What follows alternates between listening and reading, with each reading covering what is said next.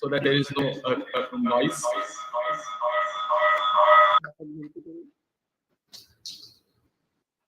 Please mute all of you.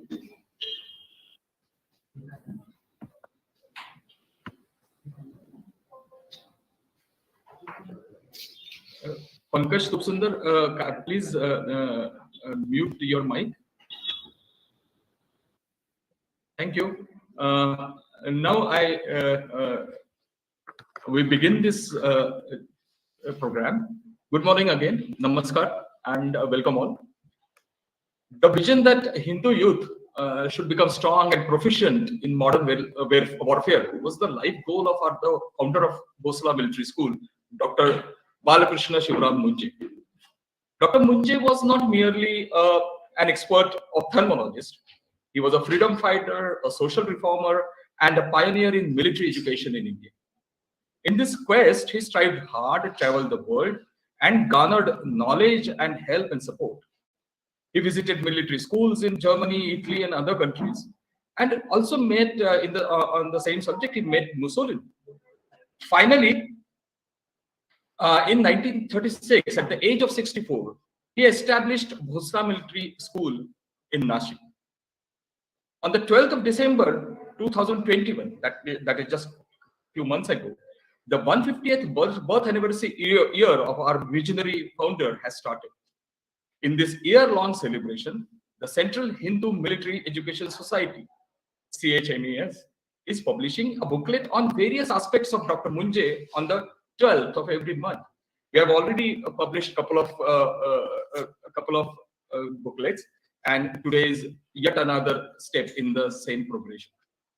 Today, in continuation of this process, with Lieutenant General D.B. Shekatkar, President of CHME Society, presiding over the ceremony, we are very pleased to announce the release of a booklet by eminent authors Akshay Zog and Nitin Gokhale at the hands of Dr. D.G. Belgaonkar, General Secretary, CHME Society, CMA Hemant Deshpande, Secretary, Nashik Division, CHME Society, and Captain Dr. S.G. Narane, retired, Director Kamri and Chairman, Nashik Division, CHMA Society. I request the dignitaries to present, who are present at the Bhosla Bhavan, to release the booklet. Over to Bhosla Bhavan.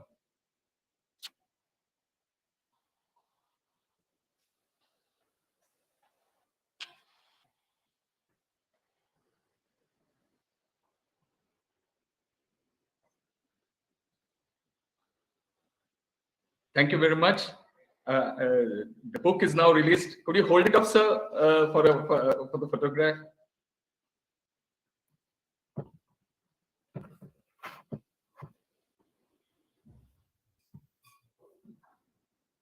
Thank you.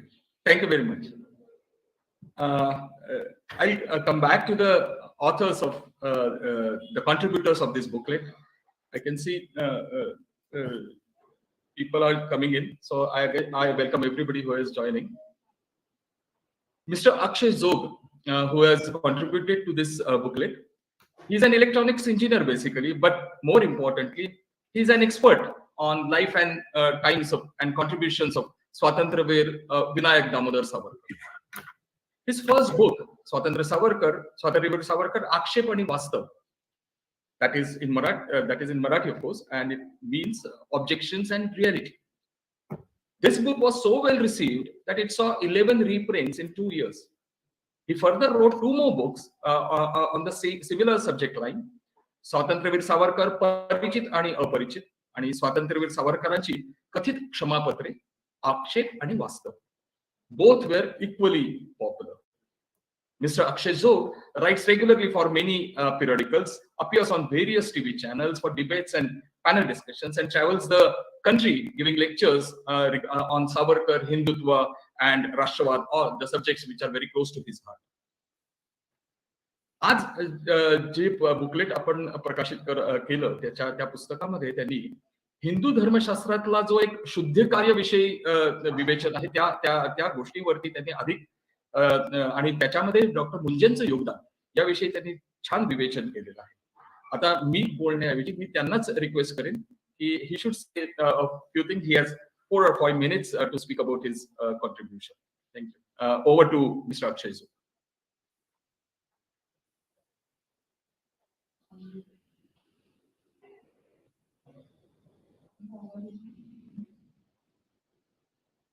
Mr. Zog.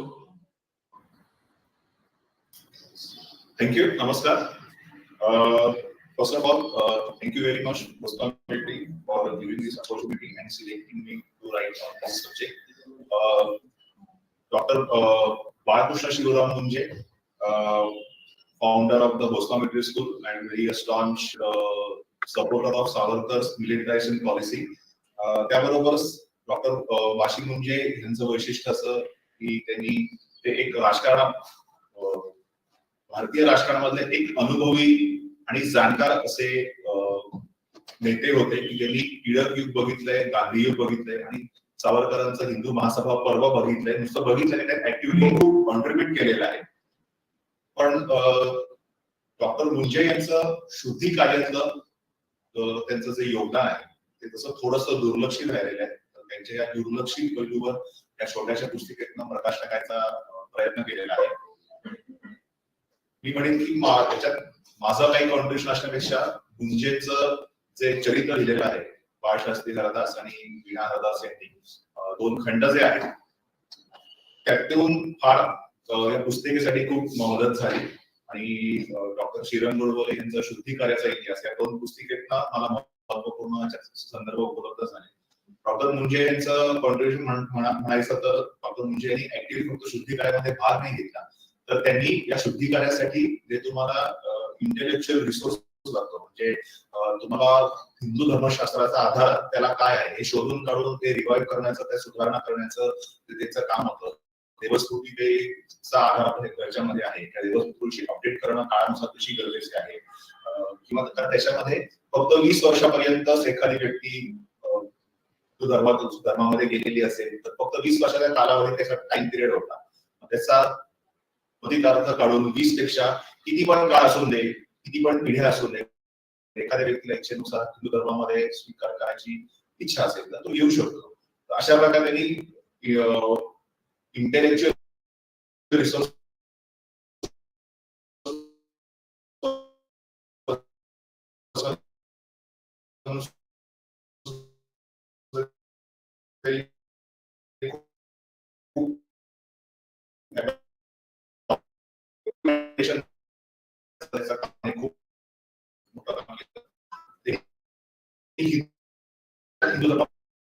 परिषदेमध्ये हा विषय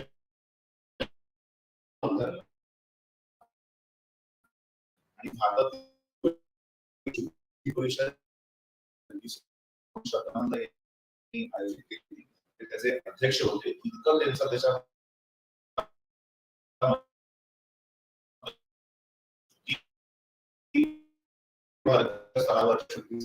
निवड झाली.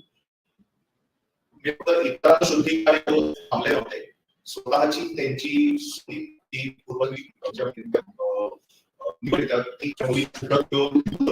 त्यांनी आपल्या मुलाचा विवाह यशी लावला आणि त्यांच्या स्वतःच्या सुनेचं शुद्धी कन्वर्जन टू हिंदुइझम म्हणता येईल त्यांनी केलेलं होतं. आणि याच्या शिव म्हणजे सैनिकीकरण त्यावरती पुस्तिकेबद्दल फोकस करायचा प्रयत्न केला आहे. आपल्याला माहिती आहे की स्वामी श्रद्धानंद किंवा स्वातंत्र्यवीर सावरकर त्याप्रमाणेच त्याच तितकंच त्या लेवलच डॉक्टर मुंजे यांचं शुद्धी कार्यामध्ये तितकंच योगदान आहे.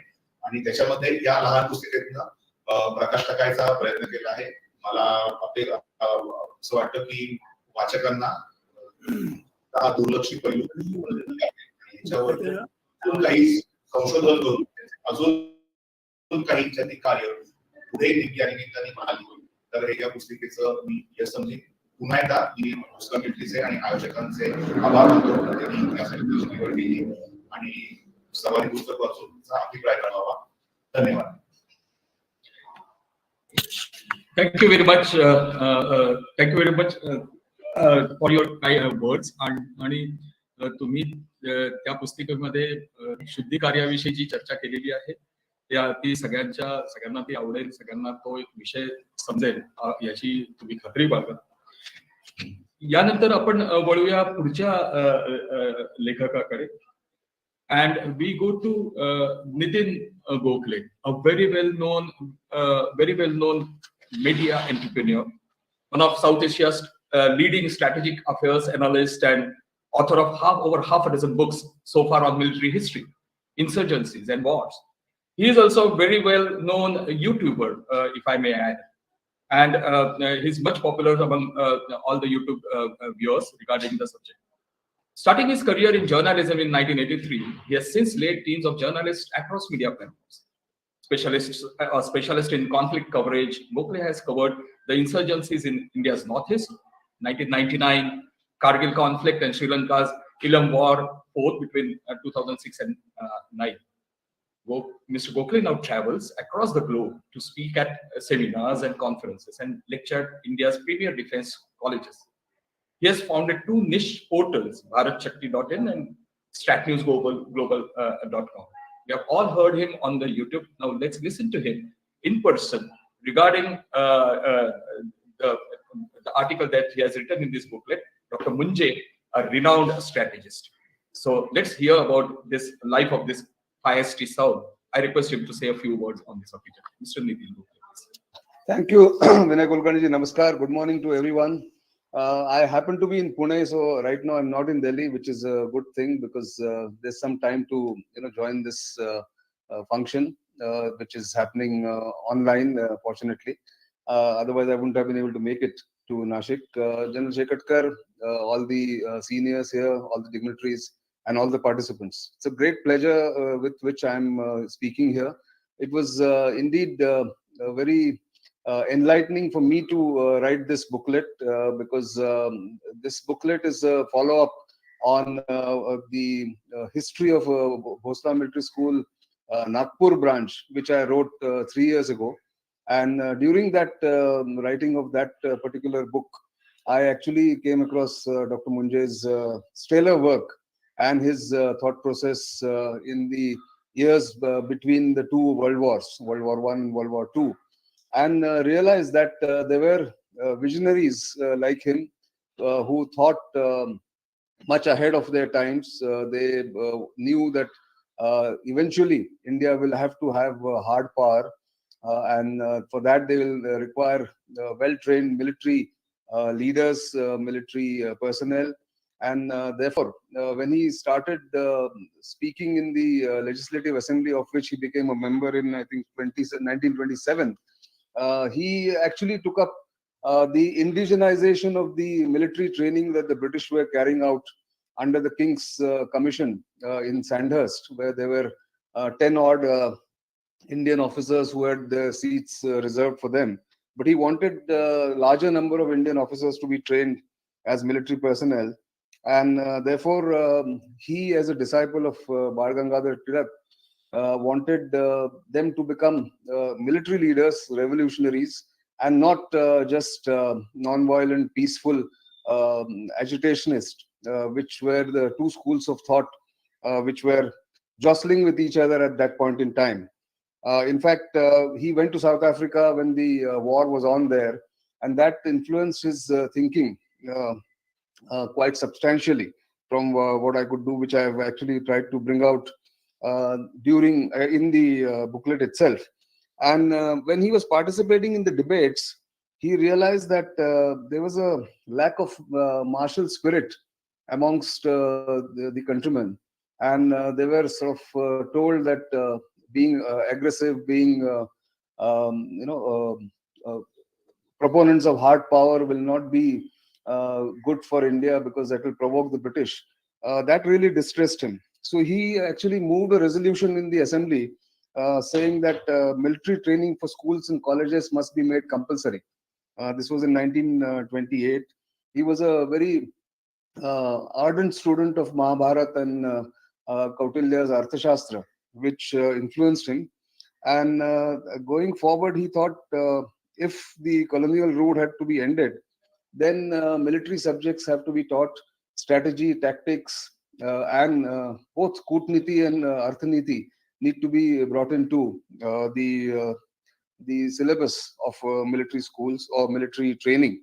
And therefore, he moved a resolution saying indigenization of the army should be brought in. So he moved a resolution in the assembly in which read, and I quote, "This assembly recommends to the Governor General in Council that as a beginning in the direction of preparing India for self-defense, immediate steps be taken to bring about the indigenization of half the cadre of officers in the Indian Army, and to carry out the unanimous recommendation of the Skin Commission with regard to the establishment of the Indian Sandhurst and the recruitment of Indian officers in these arms of the defense forces, paid for out of Indian revenue from which they are presently excluded. Unquote. This is what actually spurred the British to establish the Indian Military Academy in Dehradun, and which is in Dehradun now, and that was the beginning of what we call formal military training in India. So we owe a debt of gratitude as well as a great contribution from Dr. Munje for what the Indian Army or the Indian military is today, because that's where the first course of Indian officers began in 1932. And you would be pleased to know that some of them actually went on to become chiefs of other armies besides India. I mean, General Manekshaw became on Field Marshal, later Field Marshal Manekshaw became, of course, the legend that he is. But there were two others with him who also went on to become, one became the chief of the Pakistani army, General Musa Khan, and then General Dunn became the army chief of Myanmar, or that time Burma. So Dr. Munje's contribution, therefore, not just in terms of training, but creating a thought process, creating a new thought process, I would say, that military training for college and school students is a must if we have to regain our lost glory and not get overwhelmed by colonial forces. I think is everlasting, and therefore I was very pleased, and I'm grateful to the organizers and the leaders of Bhosla Military School and the Central Military Hindu Society for giving me this opportunity. That's all I wanted to say, and thank you very much once again for this opportunity. Have a great day ahead. Thank you very much, sir. Your knowledge and your expertise on the subject is very well known, and your words are going to enlighten many of us here. Now, from this subject of release of this important booklet, let us move on to the next main program. The CHME Society's Bhosla Military College and Kanuji Angre Maritime Research Institute, KAMRI, is organizing a webinar on Budget 2022 for Defense Ministry and Defense Industry in collaboration with the Department of Civics and Politics, Center for Excellence in Maritime Studies, CMAS, at the University of Mumbai. Now, this is a very important discussion, and we are very, very fortunate to see four preeminent personalities who occupy top-notch positions in their chosen fields of economics and defense will be coming together to discuss this important topic. Dr. Ajit Ranade, Air Marshal Anil Chopra, Mr.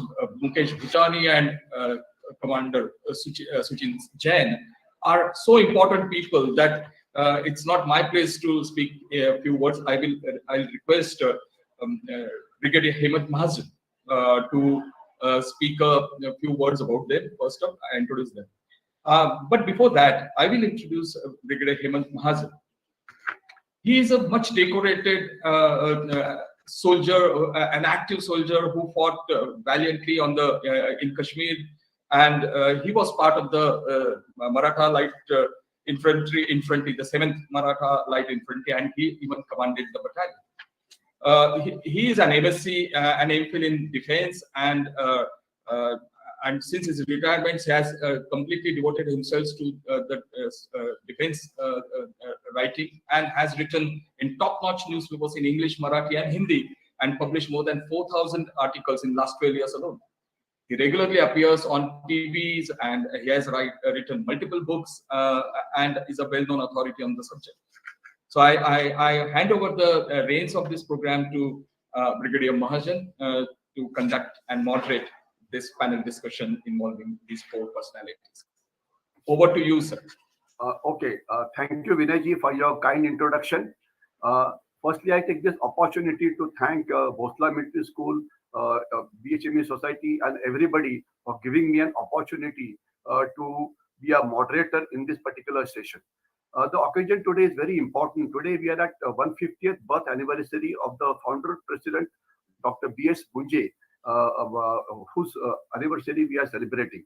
Nitin Gokhale before me spoke about Dr. Munje, and I would not like to repeat anything, but I would like to add that the military training that was given to the Indians before independence, before 1947, ensured that we had a trained leadership available when India became independent in 1947.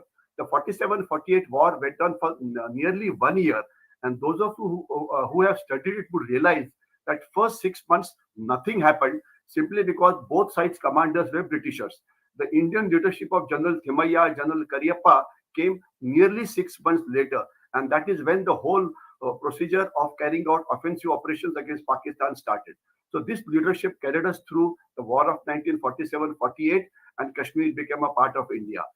Afterwards, in 65 also, the same leadership was there, and not to mention the 1971 war, where Field Marshal led our armed forces to a brilliant victory, a lightning campaign. And again, all these people were battle hardened in the Second World War. So that was the contribution of participating. And Dr. Munje, Swatantraveer Savarkar, were few leaders who were ahead of their times and who said the Indians must join British military, because that time joining British military was not considered good, because Britishers were enemies.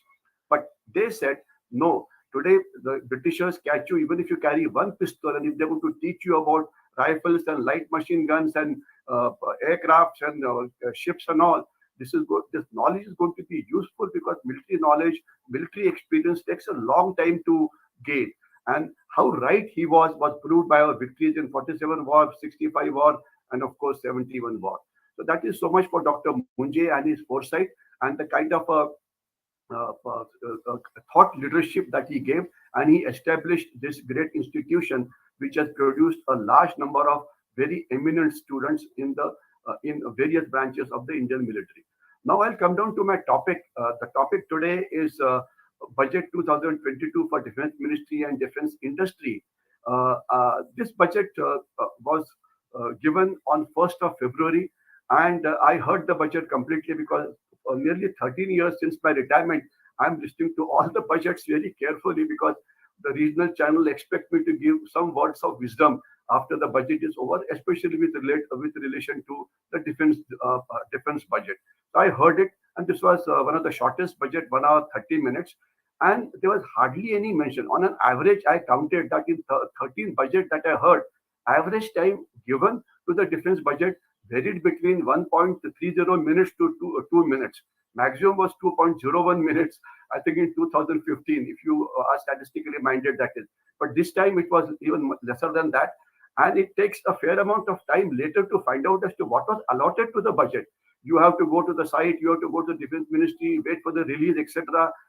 And when people come out, people don't even know what are they talking about, because no statistical data is available. Because at the end of the day, when you talk about defense budget, you must know what was the increase in the budget as compared to last year, what are the budgeted estimate, what are the revised estimate, how much has been allotted to the capital budget, how much has been allotted to the revenue budget, is the revenue budget sufficient, is the capital budget sufficient, how does it compare with respect to the national budget that we have. These are the questions that we need to ask if you look at it statistically.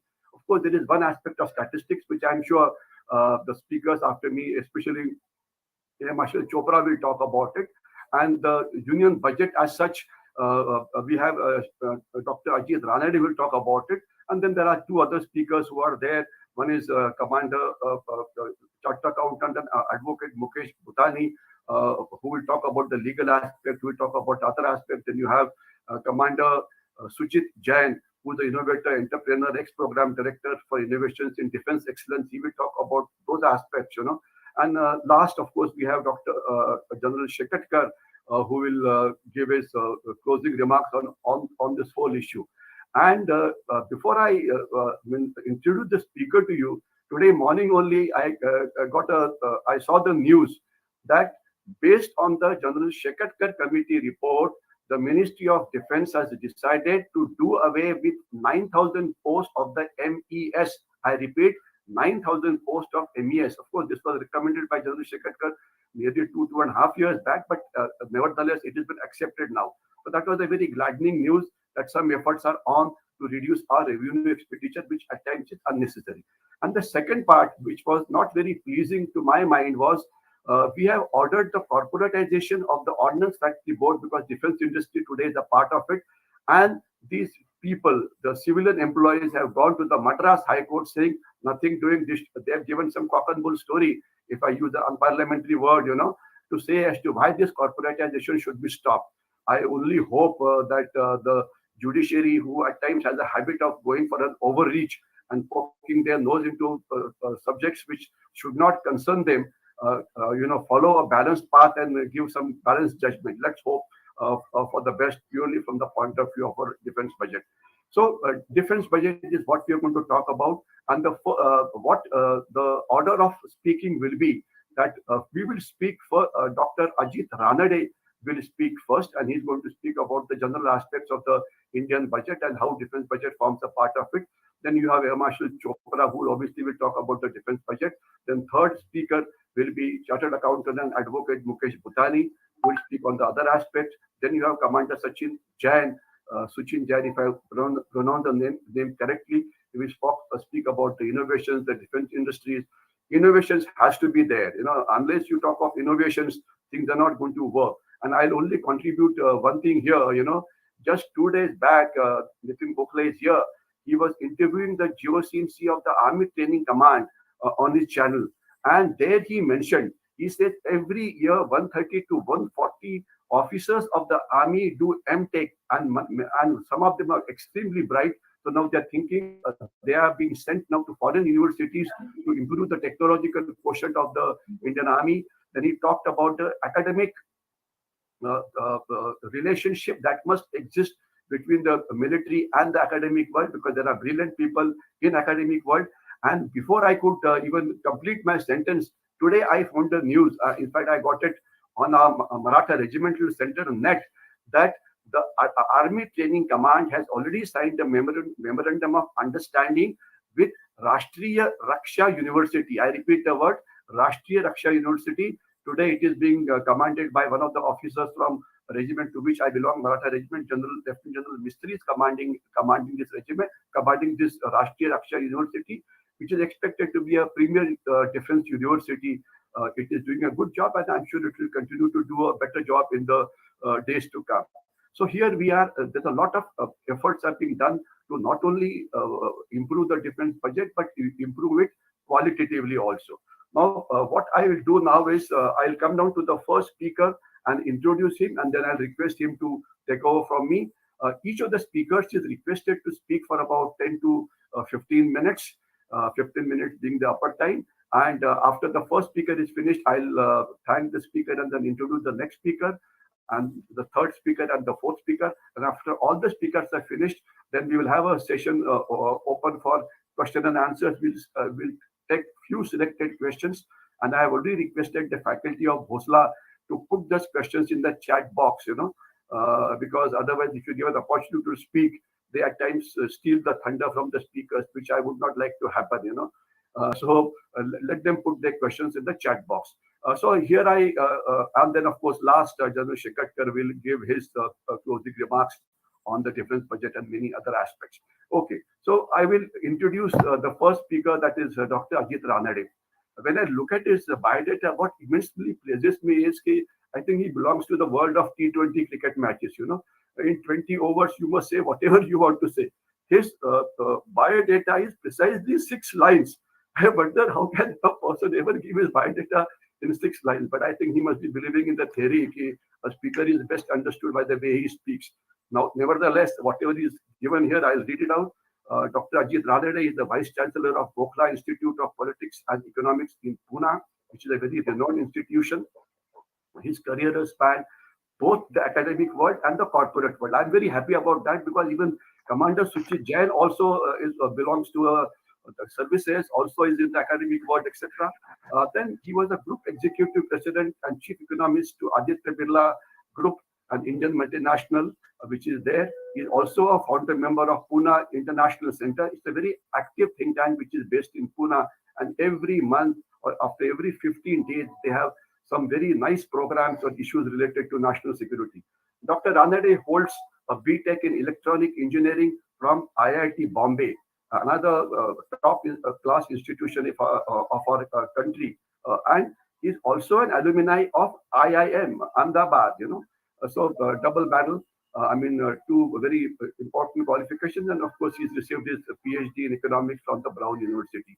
So, an immensely qualified person to speak about the national budget and let's say the part of defense budget in it. But before he starts, I would like to tell you that the defense budget, the latest defense budget, is today approximately 13% of the national budget. That is one thing I would like to tell you.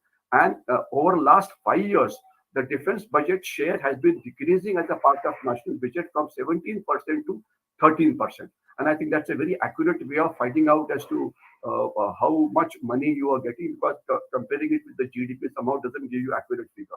So having given these opening remarks, I'll now request Dr. Ajit Ranade to start his topic, please. Over to you, Dr. Ajit Ranade. Thank you very much, and good morning and namaskar. I hope my audio is okay. Yeah, you are. Rajan, thank you for a very kind introduction. And I'm honored and delighted and privileged to be here this morning on the occasion of the 150th anniversary for Dr. Munje. Apart from the description that you read out, I would like to add one little tidbit, that I'm also an alumnus of Bosla Military School. But of course, it is the summer course. But as people who go to Harvard University, even if they do 1 month course, they call themselves alumnus. So I hope I can also call myself an alumnus of Bosla Military School. So wonderful to be here today. I'll speak and wonderful to see many friends here. Dr. General, Lieutenant General Shekatkar, whom I've had the privilege of sharing the dais on a couple of occasions, and Mr. Anil Chopra. And I must say, I also participate in you mentioned Pune International Center. They, as you know, have an annual dialogue, the Pune Dialogues on National Security. So that also I have been privileged to be part of.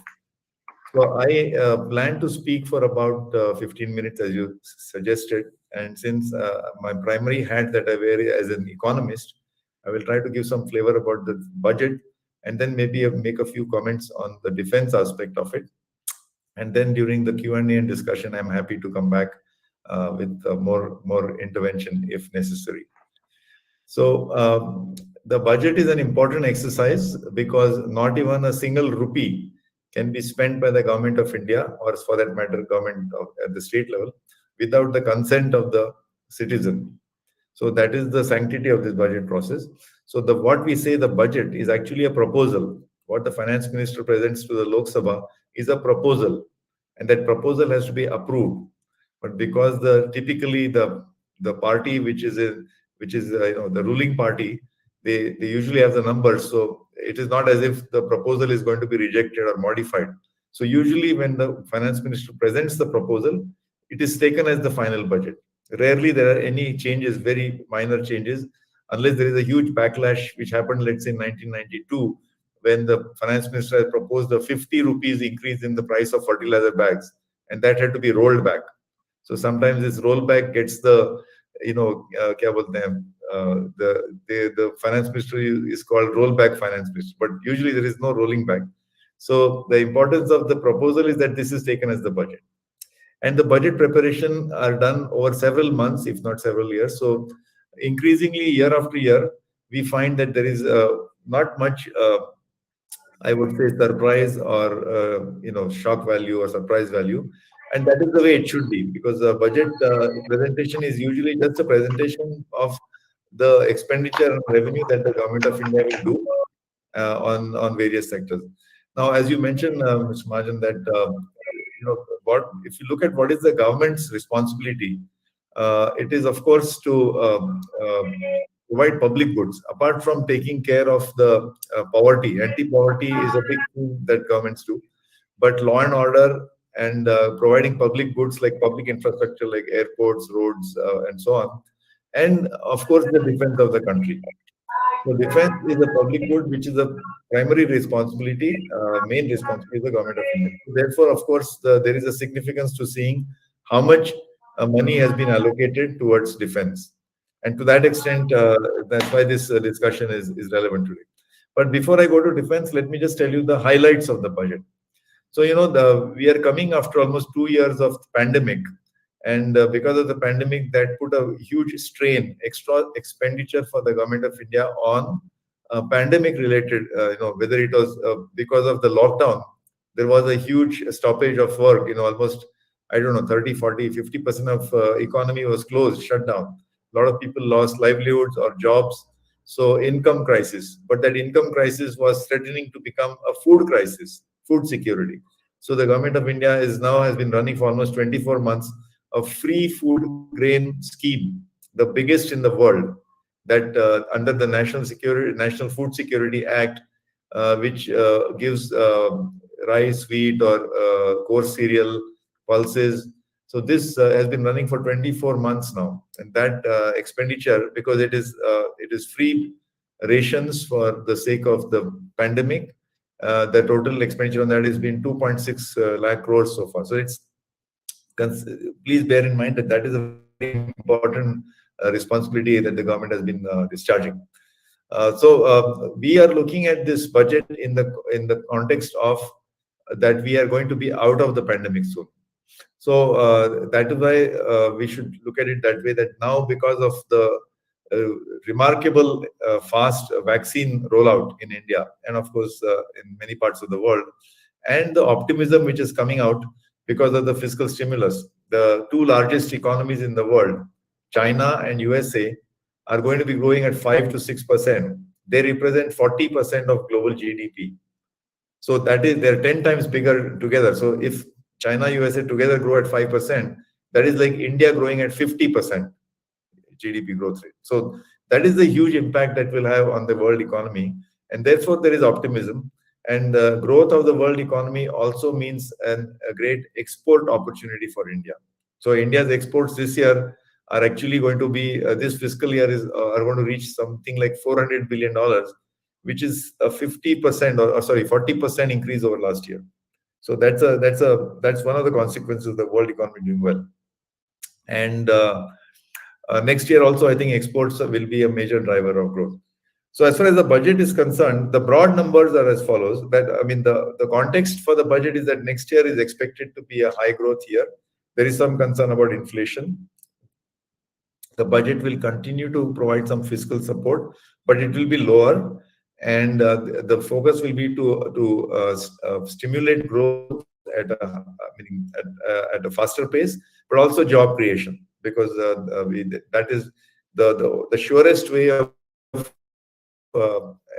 curing, anti-poverty policy is not to give subsidies or doles, but to create jobs, which in turn create incomes for households. So that has been the general theme of the budget. I won't go into each and every detail, but broadly speaking, the spending proposal has gone up by around 4%, 4.6%. So the size of the budget is, I don't know, something like 39 trillion rupees, 39 lakh crores, which is about a 4%, 4.5% increase next year. But all that, the good thing is, almost the entire increase in the budget for next year is going to be spent on capital items. That is not revenue items, but items which are in the nature of investment, new capacities, new, infrastructure. So to that extent, it is the growth promoting expansion. And that is seen reflected, I think, even in the defense budget. As Mr. Mahajan said, that the defense budget is about 13%. So it's out of 39 trillion, 5.2 trillion, 5.3 trillion, roughly 5.25 lakh crores is going to defense. And that represents a 10% increase. The overall government of India budget will expand by 4%, but defense is expanding 10%. So to some extent, so therefore we are seeing a reversal. I think there was a concern that defense as a percentage of government spending, or defense as a percentage of India's GDP, has been low, has been going down. But at least for next year, incrementally, there is some reversal. And there also, if you look at the capital spending, that is also going up. Capital spending of overall of defense, and that's a good thing, because we want to look at the components of defense spending. We want it to be much more capital oriented. We want that to be much more oriented towards modernization. We want it to be much more oriented towards getting future ready. So that means we have to look at capital spending. So I think to that extent it's going up. I'm not going to go into the sub-components like Army, Navy, Air Force, because and so on. I think most of you are aware that actually the capital spending allocation that has been given to Army is actually a reduction. In fact, it's gone down. But that just means that Army and Navy and Air Force have got a huge increase in their capital allocation. So I'll leave it at that. The other aspect I'd like to say about in the context of the budget, defense budget, is that the continuing worry is that, as I said, we want the defense to get enough allocation in terms of resources for modernization, capital intensiveness, and future readiness. But what holds it down is the revenue spending. And that continues to be a big challenge. I was just seeing that last few years, the pension burden is almost, 1/4. 5.25 lakh crores and 1.25 lakh crores is pension.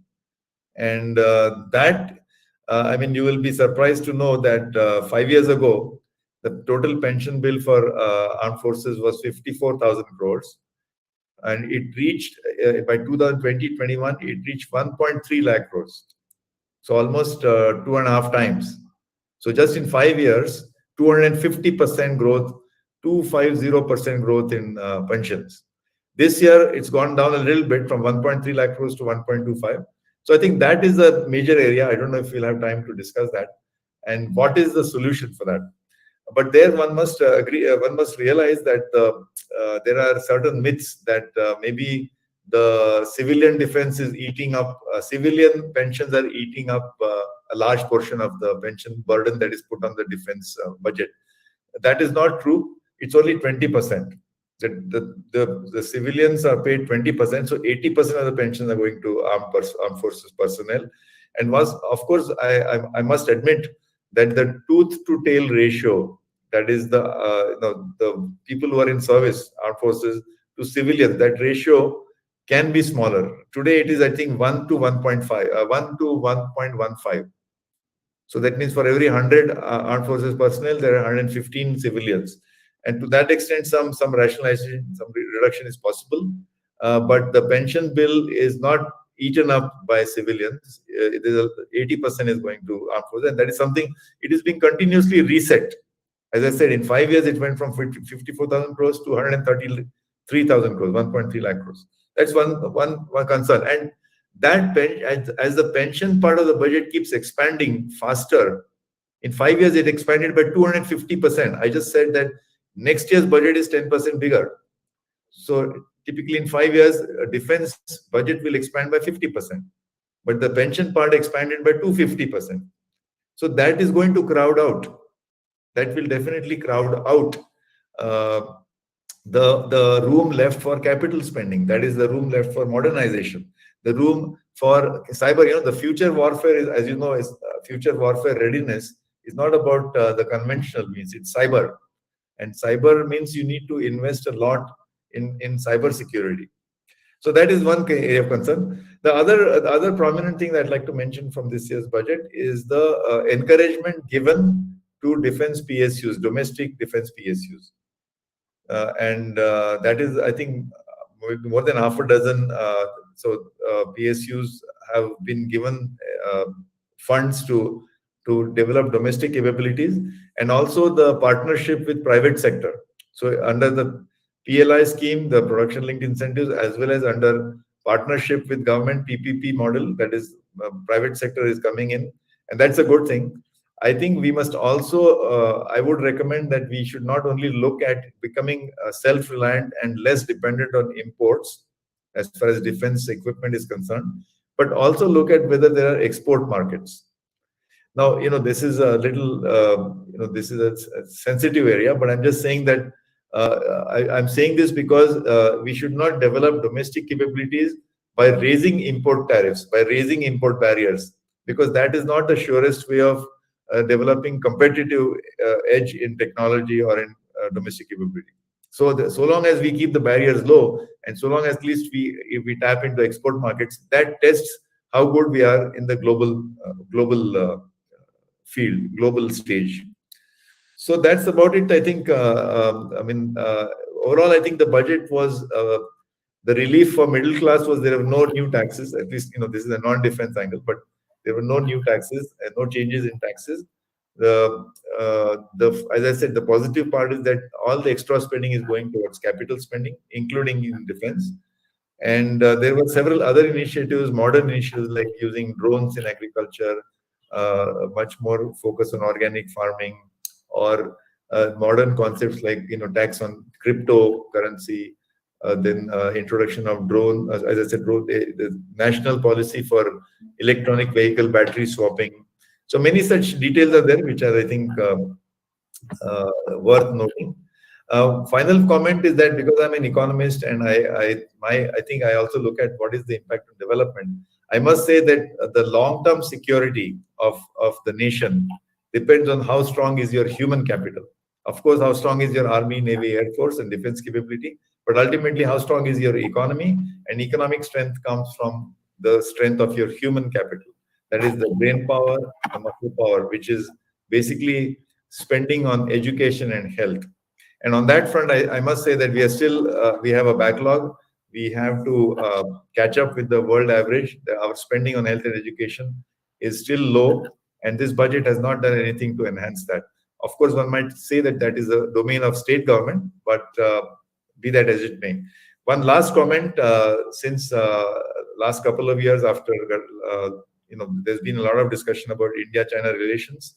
So in that context, I'd like to mention that some of us wrote this book, which talks a lot about India's economic strength and economic policy. So this book I'm going to show on the screen, Mr. Majan, this is my last thing. This is called Rising to the China Challenge, and it has won an award in December. So I'm happy to say it came out a couple of months ago.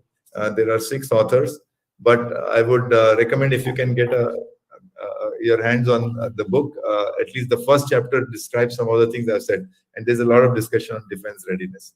So I'll stop here and thank you for giving me the opportunity. Namaskar. Thank you, Dr. Ajit Ranade. You have covered a lot of ground, and you have covered quite a few points which would have required a bit of discussion, but that is presently not on the agenda. However, I'll talk of only 2 things. One is you talked about the economy recovering. Yes, the moment economy recovers as a whole, then the defense budget also increases. So that itself is a good thing to happen. And last 2 years, we have definitely done well to ensure that the damage to the economy because of this biological war which China has launched against us is kept to minimum. So that was one comment. Secondly, you talked about the revenue budget. And in fact, reducing the revenue budget, which is an obvious thing, and no better person to talk about it than General Shekatkar. He has given, I think, 100 such recommendations as to what is to be done. But government is possibly not acting upon it. I don't know if the government can be convinced. And I'll only mention only one thing because that is a subject which General Shekatkar can talk about. Simple thing, an infantry soldier retired at the age of 35, 36. He lives to the age of about 75, 78. Nearly 40 years, 45 years he's taking a budget. So simple solution given by the Shekatkar committee was that you carry out a lateral induction into police, into Central Armed Police Forces, BSF. In fact, BSF, CISF, CRPF, Seema Suraksha Bal, ITBP will get a tremendously trained manpower, tremendously motivated manpower, and the human element that you're talking about will increase tenfold by just one step. You talked about the human element of the war. Yes, it's very, very important. Unfortunately, that is not happening, but I'm sure something is happening. Yes. Yeah, please. Mr. Majan, I'm really provoked to make 1 minute interruption. Sorry for that. But please don't think of these young people who are highly trained, highly disciplined as only people useful for security. I know Shekatkar committee has talked about it. These people will be excellent managers in the business world. Excellent. Human resources, marketing, strategy, production. So these people, you mentioned, this 35-year-old, 40-year-old retired. Don't please only think of them as security guards and BASF and, they're actually beyond security forces. They're excellent human capital of the country. Thank you. No, what you're saying is right. Okay. Now we'll move on to the next speaker. That is, we have Air Marshal Anil Chopra, PVSM, AVSM, VM, and VSM. He's a qualified test pilot. He's a pioneer in Mirage 2000 fleet, who's commanded a Mirage squadron and an aircraft system testing establishment at the Indian Air Force. He's the leader of the MiG-21 upgrade Bison project, which went on in Russia for nearly 4 years. He commanded J&K ACAS inspection, and he retired as the AOC in charge of personnel. After retirement, he's been very active. Of course, he was a member of Armed Forces Tribunal, etc. But more important, what I look at his qualification now is that he's today heading the Air Force think tank called Air Force think tank, which is a very nice thing to happen, because a lot of service personnel with an excellent academic background, excellent operational experience, just retire from life, and their vast knowledge which they have gained over a period of time is not utilized for the good of the country. So I'm happy to know that he not only runs a website on air power in Asia, but he's also a Director General of Center for Air Power Studies. A long time back, I've written a few articles for this think tank. So he's heading this think tank since February 21. So and not only that, when I was just put his name in Google search, Mr. Google told me that he's written an article on defense budget also. So I could read his article. So without any much further this thing, I'll request Air Marshal to start his talk. Over to you, Air Marshal Anil Chopra. Thank you, Brigadier Mahajan. I hope I'm being heard. Yeah, my regards to the other seniors who are present here and the very renowned people, General Chikitkar, sir, and Captain Naravane. And it was great.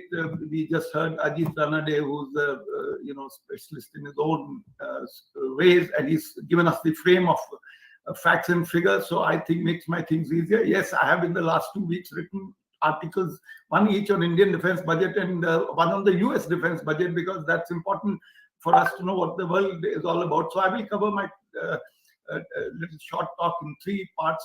I will cover briefly the defense budget, which partly has been already covered. I will talk about how the others are spending and what are the inferences from to the global world from the American defense budget. I must start saying that India is one of the very highly threatened countries, 2 nuclear neighbors. With both we have boundary disputes, and with both we have had wars, and the Western neighbor is also the epicenter of the global terror. So with this background in mind, we have to look at the defense budget accordingly. Yes, the figures have been given, nearly 10% increase from last year, which is not bad. It is 13.3% of the total. Yes, it has been going down to some extent, but that's okay. As a defense man, I can tell you it's not bad that there also. We are at the 2.03% of India's GDP, but this includes the pensions. I must tell you that many countries, including the United States, they do not put the pensions budget or the veterans budget into the defense budget. But excluding the defense pensions is what is of interest to us, because that is what gets spent on the military. That is around 4 lakh crores or $54 billion. And why I want to mention dollars, because when you compare with the Chinese or the Americans, the figure in dollars will be more relevant. Now, nearly 30 billion out of the 54 billion is going into the revenue that is for day-to-day running of the armed forces, including salaries, fuel, etc., and maintenance spares, etc. But the capital outlay, which is going to be directly affecting modernization, which is around 37% of the leftover budget, or 28% of the total budget. This is a figure which has been going up. It has gone up even this year by about 12.8%, which is good. And it is increasing much faster than the revenue. That is another very good thing. So the special fact about the capital budget is that this nearly 68% of the capital budget will be for acquisitions locally produced weapon systems. So it does give a boost to the indigenous defense production. Another feature is to promote local private defense industry. That means out of the total R&D budget that has been earmarked, which I'll talk separately, 25% of this will go to the academia, startups, and private industry for R&D purposes. So that is another good feature, I thought. Yes, pension budget is 15.9 billion or 1.19 lakh crores, which has been earmarked, which is high. It is also because of the pay commission, OROP, longevity, etc., etc. Many things have the reason for this. But when you say, we are not talking about how much the defense civilians get, but if you see the pension scales for equivalent ranks in the civil world, for IAS or for various other departments, they are not only comparable, they have figures for equivalent numbers of years of service is much higher. So therefore, this is a issue that needs a separate debate. And it's not what I'm going to speak about, but clearly the budget is Make in India. The major amounts are going to go, to the Tejas LCA for the Air Force, for example, like combat aircraft, the HTT trainer, the Arjun tank, many missiles and weapon systems that are going to be bought. And mind you, a large part of the budget also is going to go away into the committed liabilities. Means the orders have already been placed, the supplies are already on, and therefore to acquire absolutely new things which have not been contracted, the amount will be much, much smaller. Bulk of the revenue budget, of course, goes to Indian Army. It is nearly 5 times larger than the Air Force and Navy, and therefore it gets nearly 5 times that much of revenue budget. But because they get such a huge chunk of revenue budget, their total share in capital is less. Their share in capital is also less because the aircraft and some of the weapon systems that the Air Force and Navy have, they have shorter lives. Obsolescence sets in much earlier, and therefore you will find that the revenue budget, big chunk goes to Indian Army, but the capital budgets are much larger for the Air Force and Navy. We'll speak a little bit more on this. Border and infrastructure installation security has been given a big jump, 55.6% increase, out of which, out of the total budget of 8,050 crores of the border and installation, the border roads, the guys get 3,500 crores, which is a 40% increase. We are building bridges, tunnels, and roads along the border, so that is very important. Maritime security has also got about 45% increase this time, which is island infrastructure, Andamans, Coast Guards. Coast Guard has got another 60% increase. So, see the threat perception of the country, and that is how the allocations have been done. And as well as the ordnance factories, once they became DPSUs, now they have to be given some money to become modern organizations, self-sustaining subsequently. So they have also got a chunk of money, about 1,300 crores. 2,500 crores gone to emergency authorization fund, which is okay, which is normal, which is the way it should be. Innovations for Defense Excellence, IDEX. I think so. There is a speaker who's going to subsequently speak about it, gets 60 crores. And defense testing infrastructure, the scheme has been being set up. Some money has been given. Now this testing infrastructure and for certification, the private sector will be able to use, which is a very big thing. There is a special purpose vehicle which will encourage DRDO to hand over technologies to private players. Mind you, the process has already started in the last few years. So our key takeaways: vocal for local. Yes, that's the term some of the speakers spoke in the parliament. I think the defense minister mentioned. The capital budget of IF traditionally gets the highest capital budget. But this year, the Indian Navy has had a jump of 45% vis-a-vis their last year's capital budget. The Indian Air Force also got a jump, smaller jump, but though it still remains the highest budget remains with the Indian Air Force. But Army budget has sort of gone down. There are greater details on what goes into aircraft, aero engines, tanks, and various others. That all has been spelled out in the budget. I will not, I have the figures, but I don't want to mention them in so many details.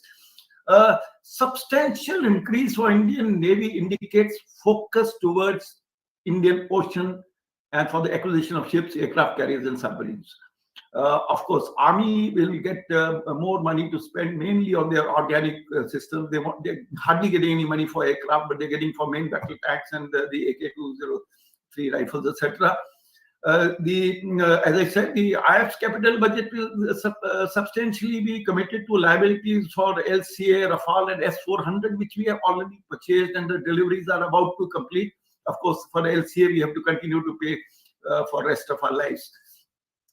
The duty rates, Mr. Ranade mentioned, has been realigned to make it better for Make in India. Our industry for long has been saying that our tariffs, whether they're customs, they were not friendly for Indian industry.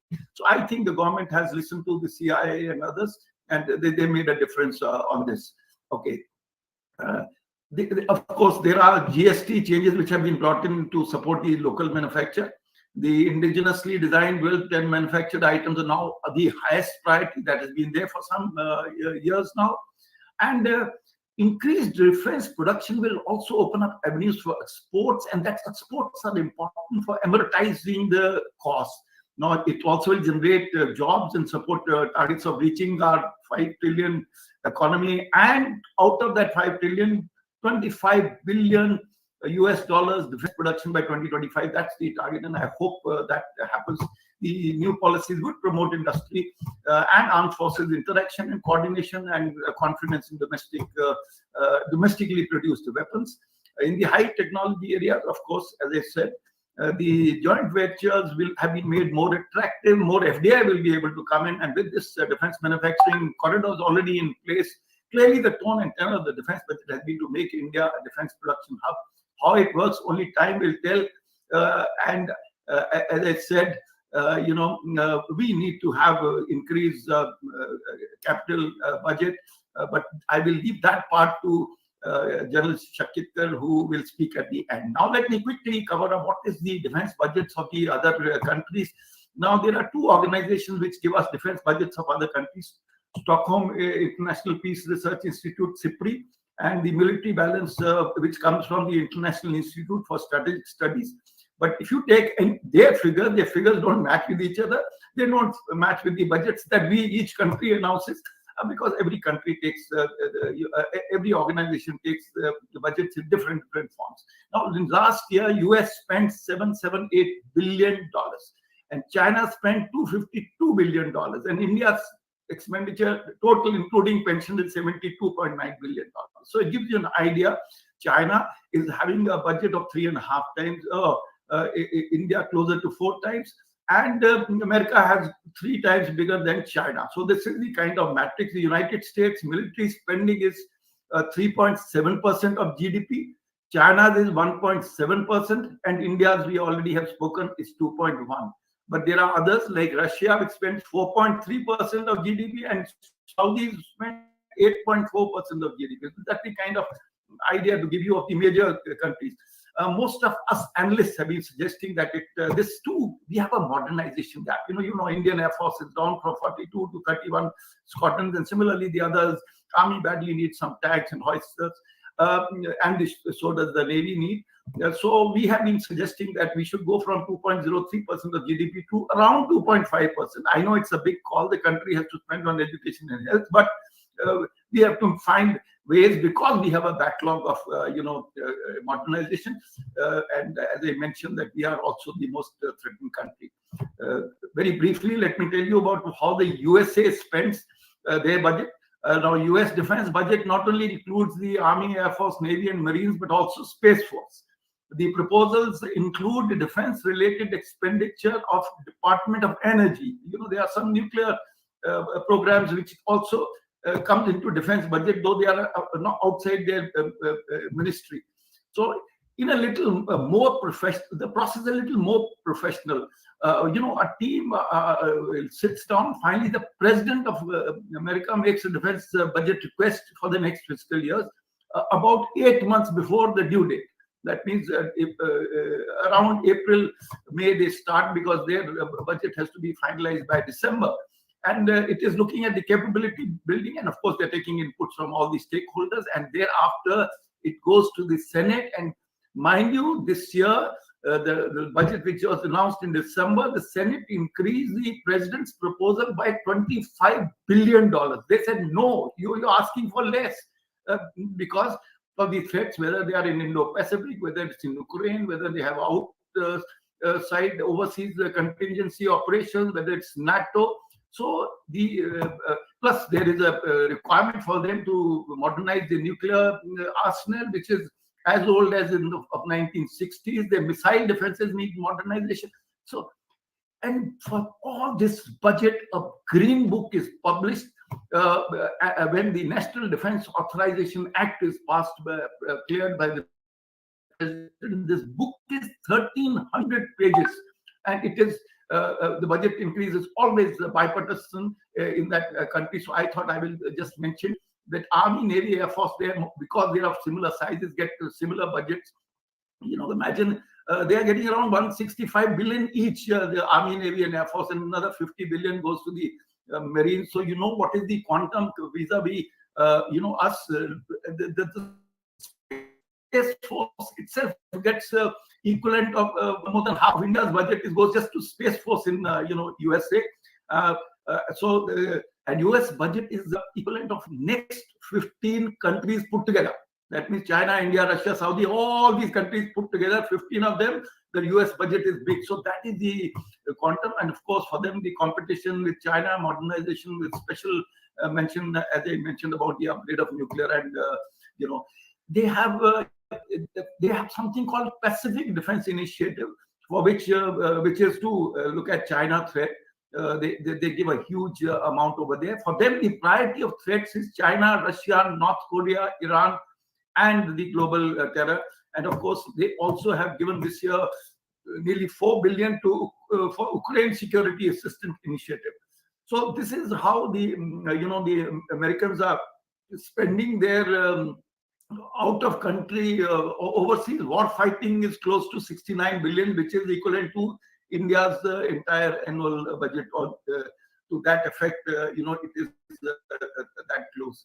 So the average military spending in the world is around 2.4% of GDP. This is the world average.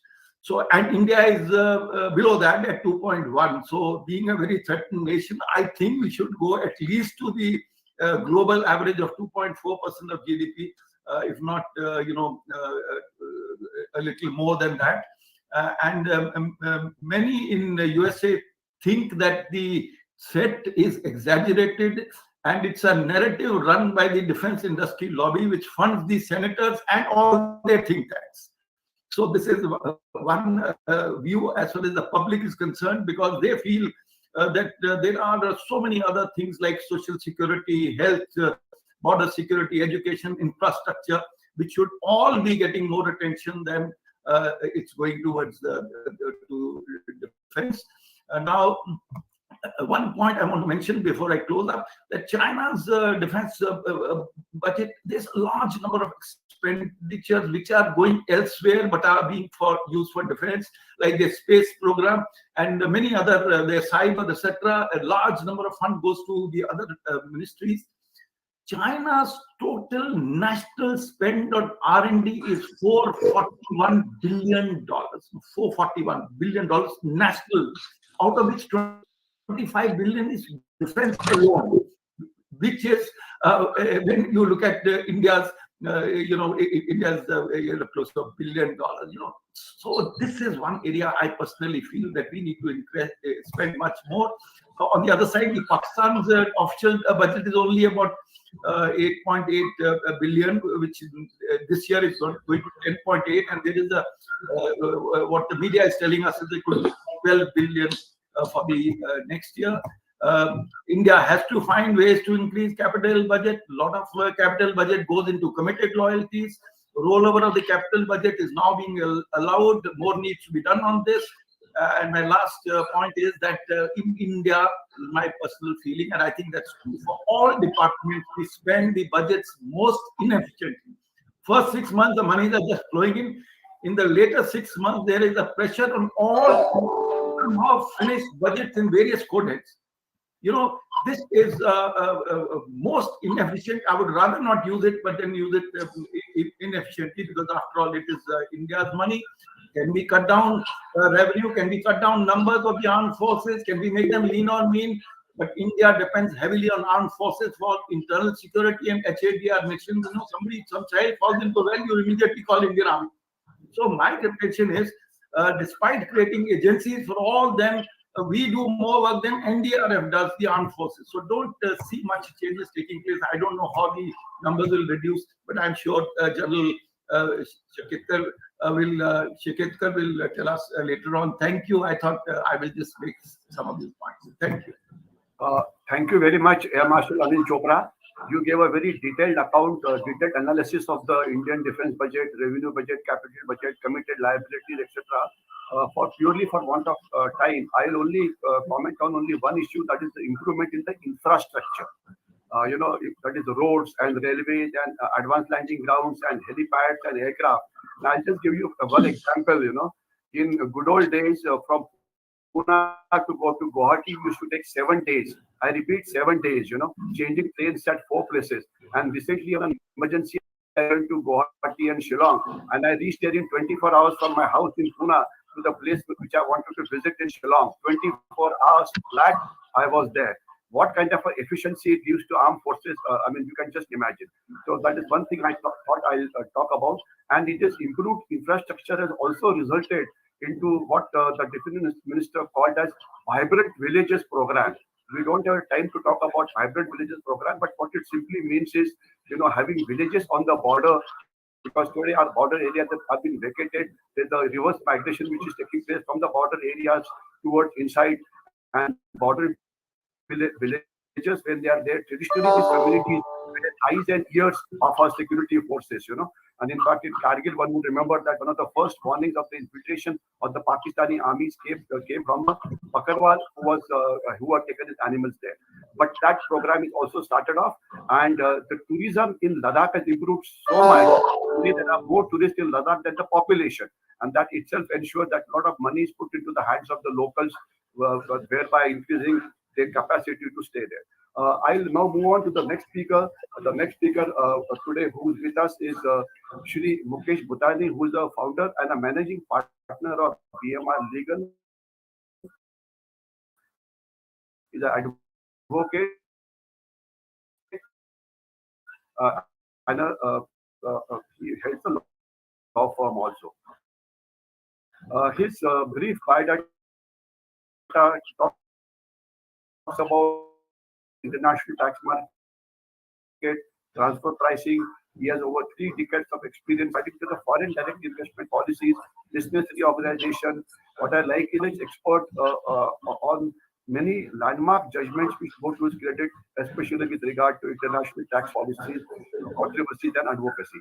He is deposed as an expert witness on many contentious issues such as cross-border tax treaty, etc. He is a qualified chartered accountant and holds a bachelor's degree in commerce and laws. He was a practicing advocate before various tribunals, and he's the next part gives out his achievements. He has consistently been ranked as a leading individual, an elite practitioner, a litigation star, a band one lawyer, and a thought leader. And he has recently featured in the list of icons among India's top 100 lawyers. So really an impressive biodata, and he's more than qualified to talk on the subject that is this part of the defense industry. Now over to Shri Mukesh Bhutani for his presentation. Shri Mukesh. Thank you very much, Chairman Mahajan, distinguished panelists, celebrated army personnel on the dais. It's a pleasure, privilege, and an honor for me to be present. I think the previous speakers have touched on the budget trends in terms of expenditure. I'm not going to talk about that, but my objective for the next 10 minutes or so is going to be throw in certain thoughts more as an observer and a budget analyst. I do not profess to be a defense budget expert, or for that matter, defense industry, barring some of the large Indian and multinationals I have worked in. So I'm going to touch on some of the regulatory aspects from a growth standpoint, which in my view currently could be impediments for the future of the growth of the defense industry. Well, let's try and look at the one theme of foreign direct investment. Up until 2001, there was no foreign direct investment permitted in the defense industry. So that's the first time India opened up with 26% foreign equity. Thereafter, for 13 years, no change took place. Up until 2014, the present government upped the 26% limit to 49% limit, and over and above that 49%, FDI was allowed on what is called on a case-by-case basis. The interest of foreign investors have remained low, not just up until 2014 when we upped the FDI limit, but it's largely been low. Based on the feedback that it suggests that the defense industry by its very nature likes full controlling stake, and they do not believe that 49% gives them the full controlling stake.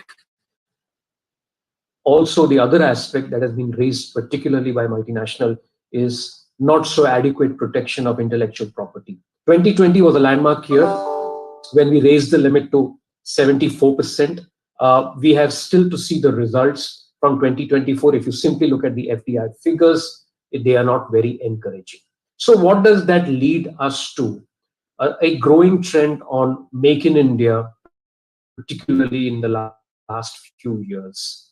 Government's decision to ban import of 101 products in August 2020, including important products like light combat helicopters, short-range surface-to-air missile, cruise missile, are some of the important decisions. As a matter of fact, on light combat helicopters, Prime Minister himself personally took that as a first Make in India example when he talked about it. Also, some of the decisions that are viewed by investors as a reactive decision include the Defense Ministry withdrawal of tenders on short-range surface-to-air missile. Well, clearly, this was not just one isolated step. Alongside the banning of 101 items was a release of the positive indigenization list of 108 items of defense equipment, which comprises of complex systems, sensors, simulators. Now, what are the perspectives on Budget 2020 as I see it, where India stands insofar as its regulatory policy is concerned and controls on import is concerned? The long-term investment, clearly, as the earlier speakers remarked, requires humongous research and development, which means CapEx is very important. A case in point is the observation that was made by the Controller and Auditor General in terms of identifying how costly it is to manufacture indigenously licensed built platforms, particularly when you talk about fighters, light utility helicopters, even the main battle trunks. This observation is particularly important because it sheds light on the importance of capital expenditure. So, commitment to reduce imports simultaneously with a view to promote the Make in India seems to be the mantra. Opening up of the defense R&D industry, startups, and for the academia is, in my view, a very good step. 25% of the defense R&D budget has now been earmarked for R&D industry, startups, and academia, and this indeed is a laudable view. Some of the other budget announcements, particularly on infrastructure and improvement in logistics, is, in my view, going to impact the fortunes of the defense industry. For example, Parvatmala, which is the border village development, which entails the improvement in roads, railways, and logistics, undoubtedly will improve mobilization and logistics capability. Another important announcement that was made in the budget was the drone Shakti program. The finance minister specifically emphasized in her speech the importance of private industry, which would be encouraged to take up design and development of military platforms and equipments in collaboration with the DRDO. Now, the objective to attain self-reliance is laudable, but it comes with several caveats associated to it. Here are some of the recommendations that we feel will help strengthen the budget. One is the public-private partnership. The public-private partnership in the past has worked very well. If you look at some of the initiatives embarked upon by select Indian companies like Tata Power Strategic Engineering Division and L&T in association with DRDO, but we certainly need much more.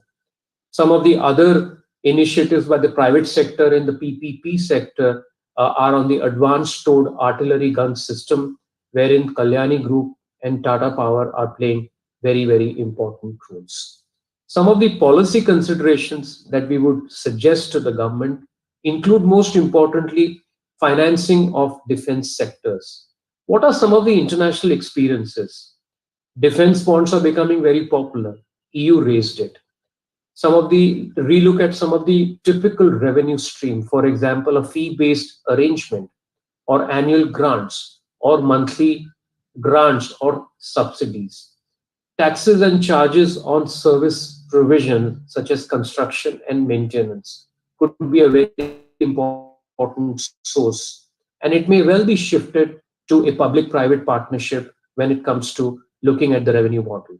And therefore, the tax policy design assumes significance. First, in terms of integrating the public-private partnership in the existing structure, and second, providing a special regime for public partnership with a view to an advantage treatment which currently only the defense or the defense arms get. Budget 2022 has some relevant proposals. One is the extension of the concessional 15% tax rate from March 2023 to March 2024. We believe that this should be extended for defense manufacturing. Other tax incentives would mean the weighted deduction on research and development, which will encourage Indian companies to spend more. Up until 2021, this weighted deduction was between 150 to 200%. It was brought down to 100%. The government should review this in the light of R&D that's required for the defense sector. The PLI scheme, which has been expanded only for drones, we do not see any reason why it should not be expanded for other defense manufacturing, particularly given the success that India has achieved in the automobiles and the pharmaceutical sector.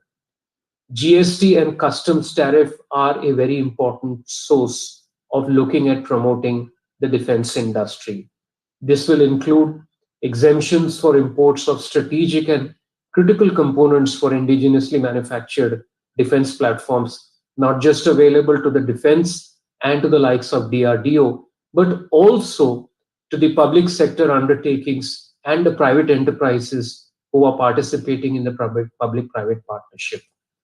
The DRDO in the past has been a firewall in development of cutting-edge technology.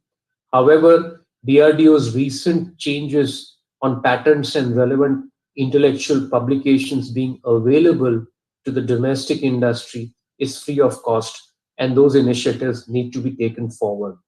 The other laudable initiatives are the DRDO's ability to collaborate with over 250 academic institutes in the defense area.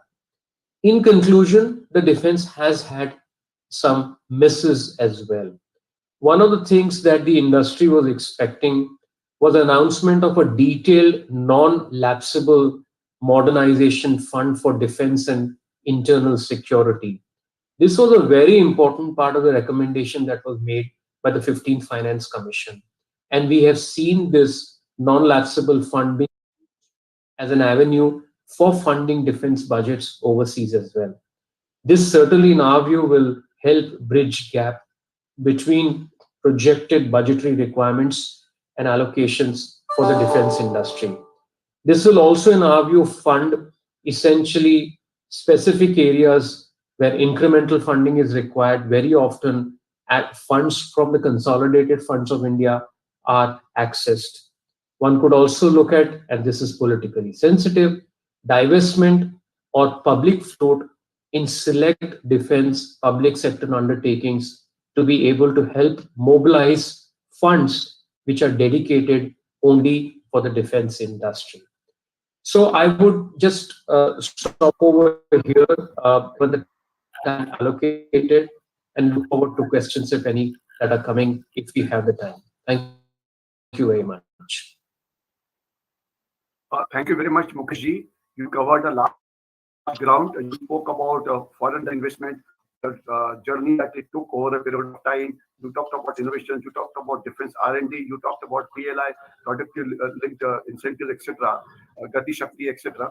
Non-lapsable defense fund, which we have been asking for many years, because every year 25-30% of the budget is surrendered simply because of the complex procedures. You simply can't use it, and it just goes away. In fact, that is one way the government एक हाथ से लेते हैं, दो हाथ से वापस ले लेते हैं.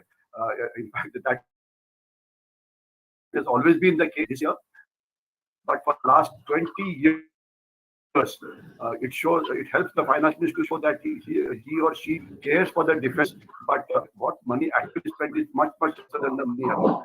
Anyway, fully because of lack of time, I will not comment on other issues, but definitely what you said was very interesting. I now get to the next speaker. That is, we have a service personnel who later is called the innovator, Commander Suchit Jain. He's an innovator, entrepreneur, ex-program director of innovations for defense excellence. I repeat the word innovation for defense excellence, because traditionally the defense has been very traditional in their thinking also, so you definitely require innovative solutions, because budget is not going to increase the way you want it to increase. You have to utilize the present budget properly and do some innovative things by which I suppose you can improve the quality of your defense. He's got a 25 years experience with the Navy as a commander. He got a lot of management qualifications. His technical qualifications include MTech in IIT Delhi, BTech in Naval Architecture and Shipbuilding. He's got more than his share of medals and commendations from the Navy.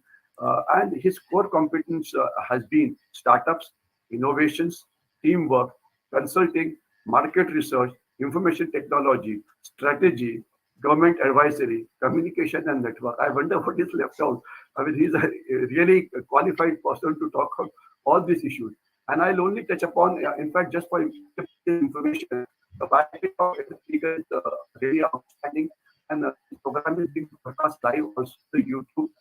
So this biography has also been put on the YouTube also, so that anybody, whatever I left out, not doing adequate justice to the speakers who to speak, is also available on the YouTube. So you can have a look at that. However, I will talk about the award that is got. He won the trophy started by Amazon India. He was top 10 nominee of 267 in the CII Starterpreneurs Awards of 2018. He's been covered in Young Storycom. He's been covered in Digit Magazine. He's been covered in US Magazine. I mean, there are a lot of outstanding outstanding achievements to his credit. Now, without spending any further time, I will now request Commander Suchit Jain to talk about innovations and entrepreneurship and all other things about defense industry. Over to you, Commander Suchit Jain. Thank you, sir, for speaking such kind words about me. I thank the organizers for inviting me on this prestigious forum, and my gratitude and regards to all the dignitaries on the dais. So it has been a great hearing and learning from you all. And most of the topics have already been covered by the previous speakers. So my focus will be primarily on the innovation side, where I will be talking about the innovation, entrepreneurship, and startups in the defense sector. So this will be my primary area. To begin with, because whenever I was in the defense, I learned that you should lead with example.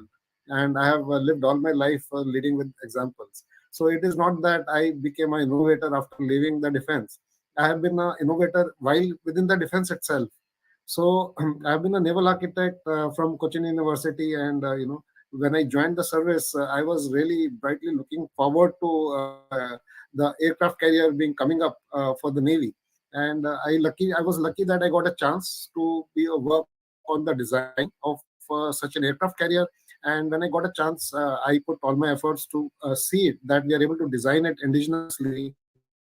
And I had my contributions in designing the structure of our aircraft carrier, which is called Vikrant. So I did over 1,000 structural analysis for that vessel. And I'm happy that after 20 years now, the vessel is floating, and it has already completed its trials. So similarly, I was part of other design projects like P-17 Alpha, which was follow-on of the stealth frigates. So I did the complete GA modernization of the 17 Alpha, and I was also part of the nuclear submarine project, where I was looking into the planning as well as the structural aspects. So after quitting that, I thought that being a defense officer and being in the government service, so I have gained enough experience where I can contribute more to the defense while from the outside. And I did my post graduation from Ahmedabad as well for learning how the business goes on.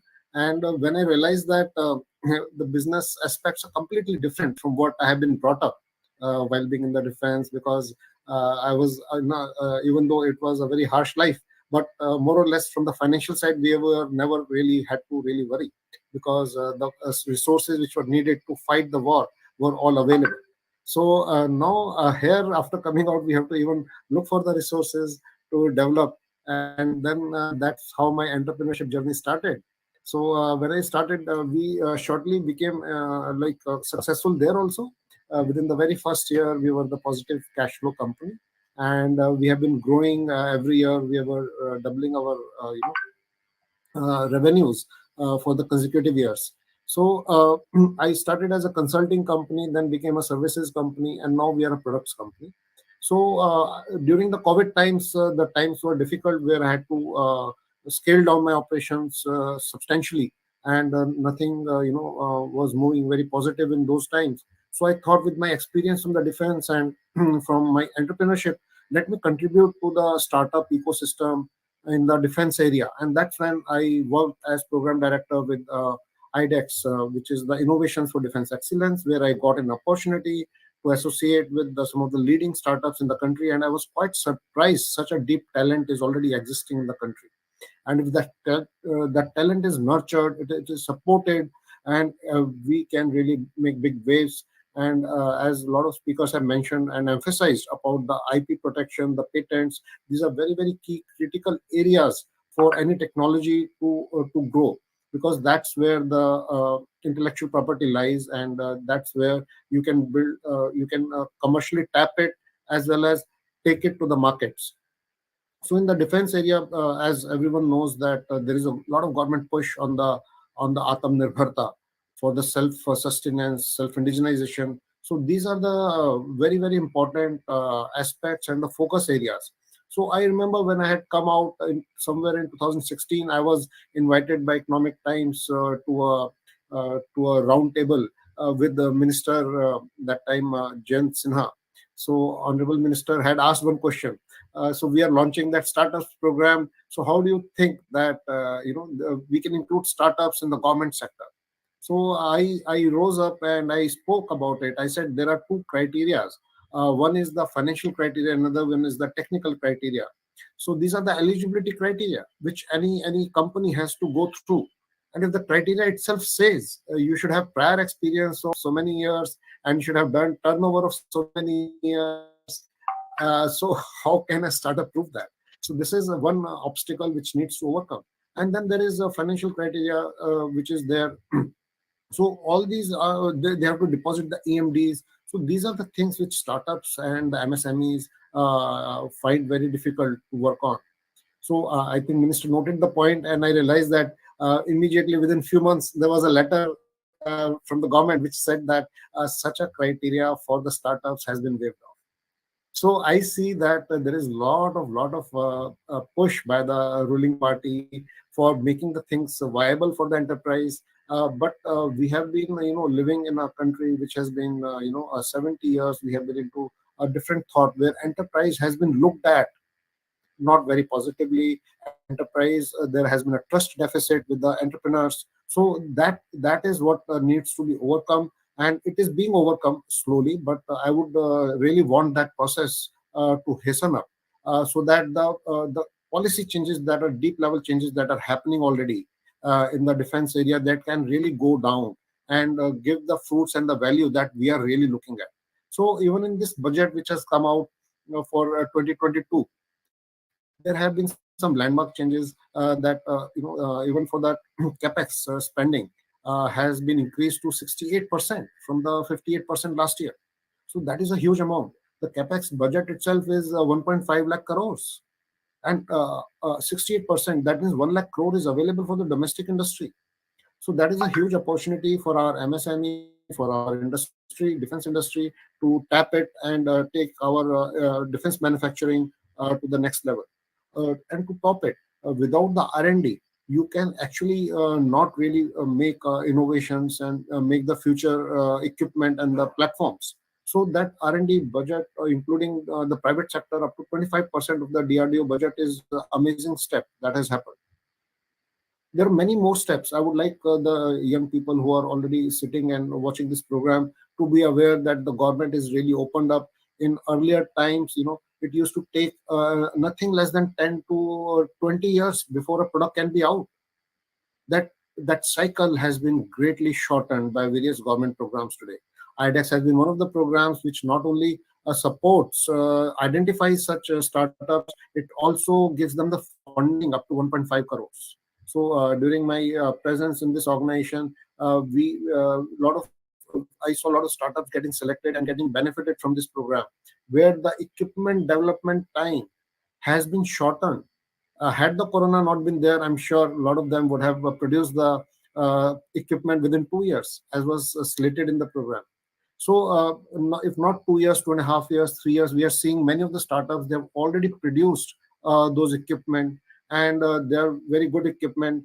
Because the startups are coming from various academic background, from their own innovations, but when the equipment has to perform for the military, it has to really perform in the harsh environments.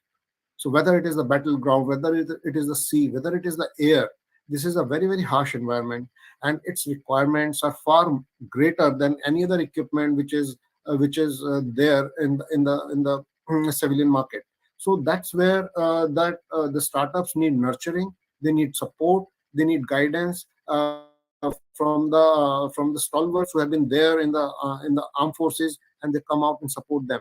So we have been doing that, and if that is done, I'm sure that a lot of startups will produce military grade equipment within the country. So these are the kind of things that we are looking at, and many other opportunities, like the government has already earmarked 500 crores for the startups from IDEX itself, and there has been a procurement of 1,000 crores earmarked from these IDEX startups only.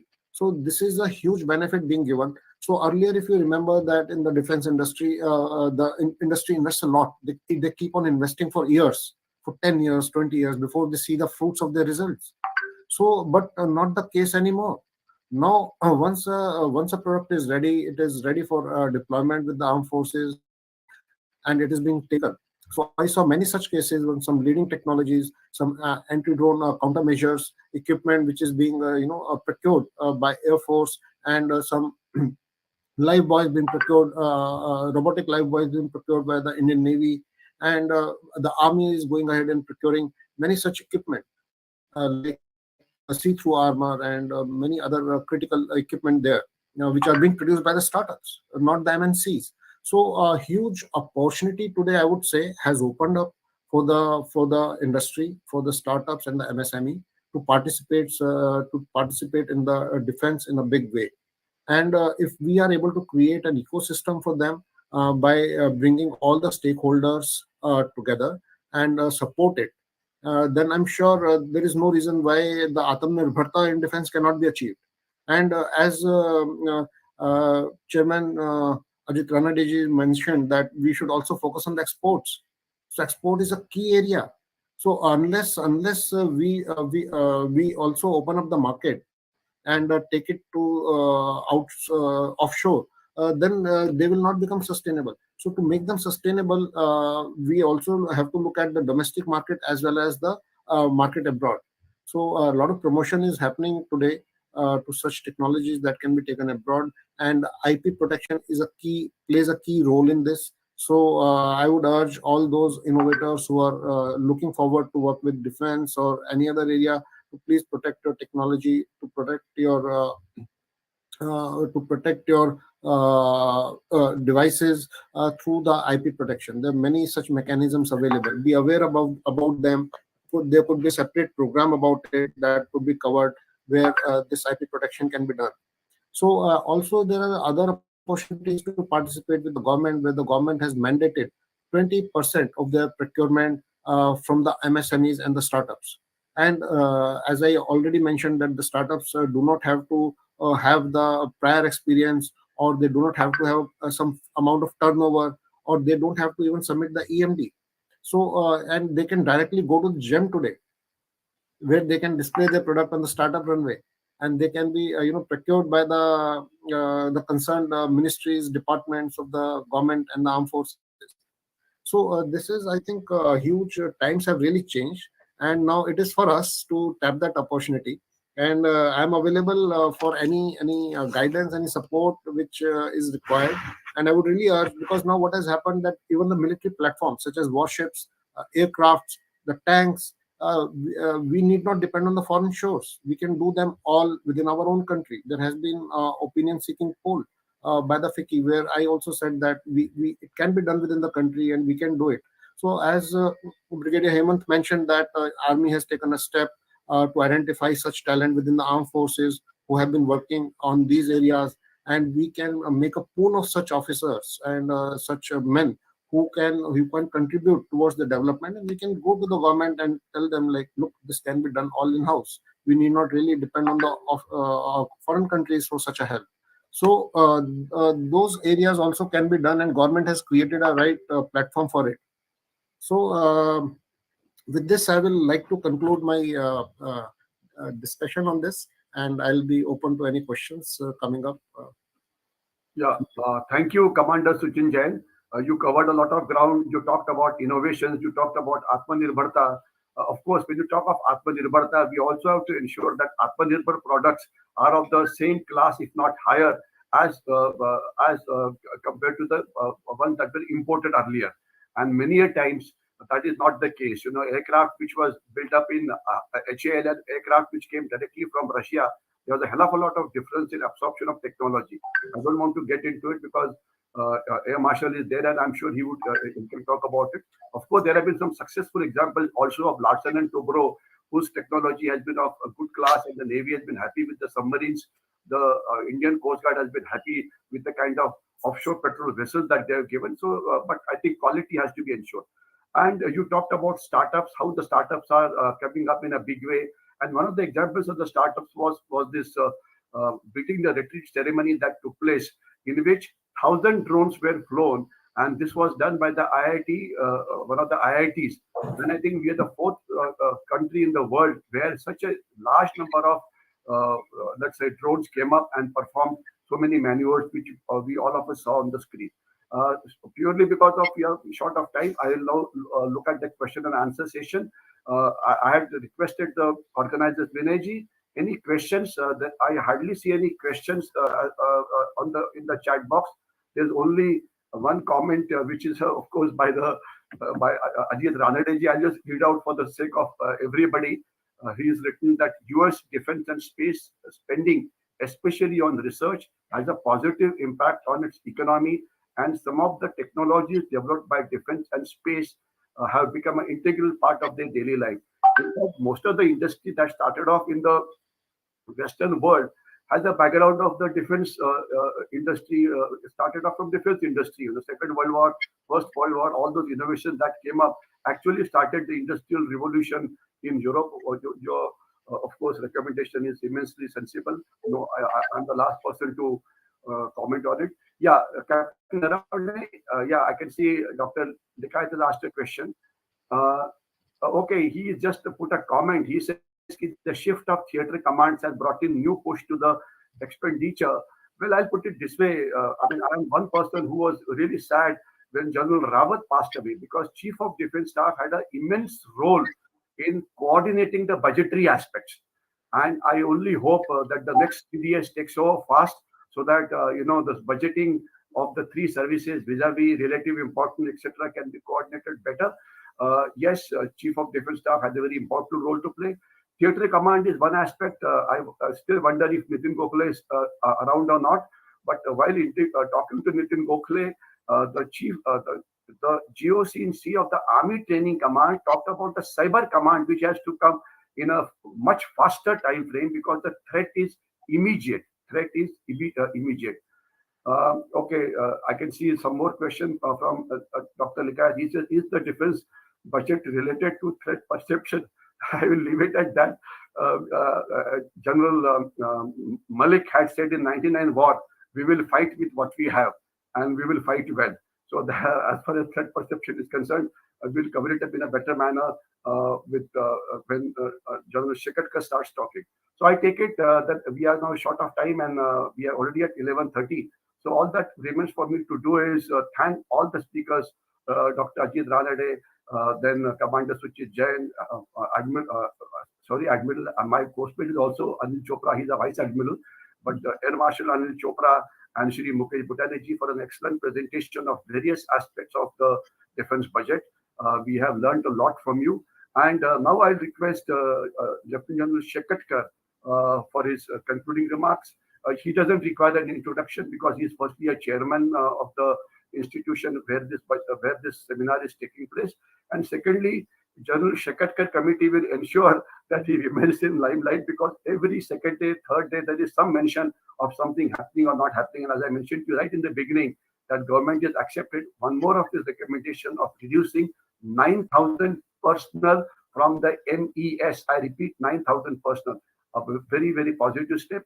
I wish they work faster on the General Shekatkar committee. Over to Lieutenant General Shekatkar for your concluding remarks, sir.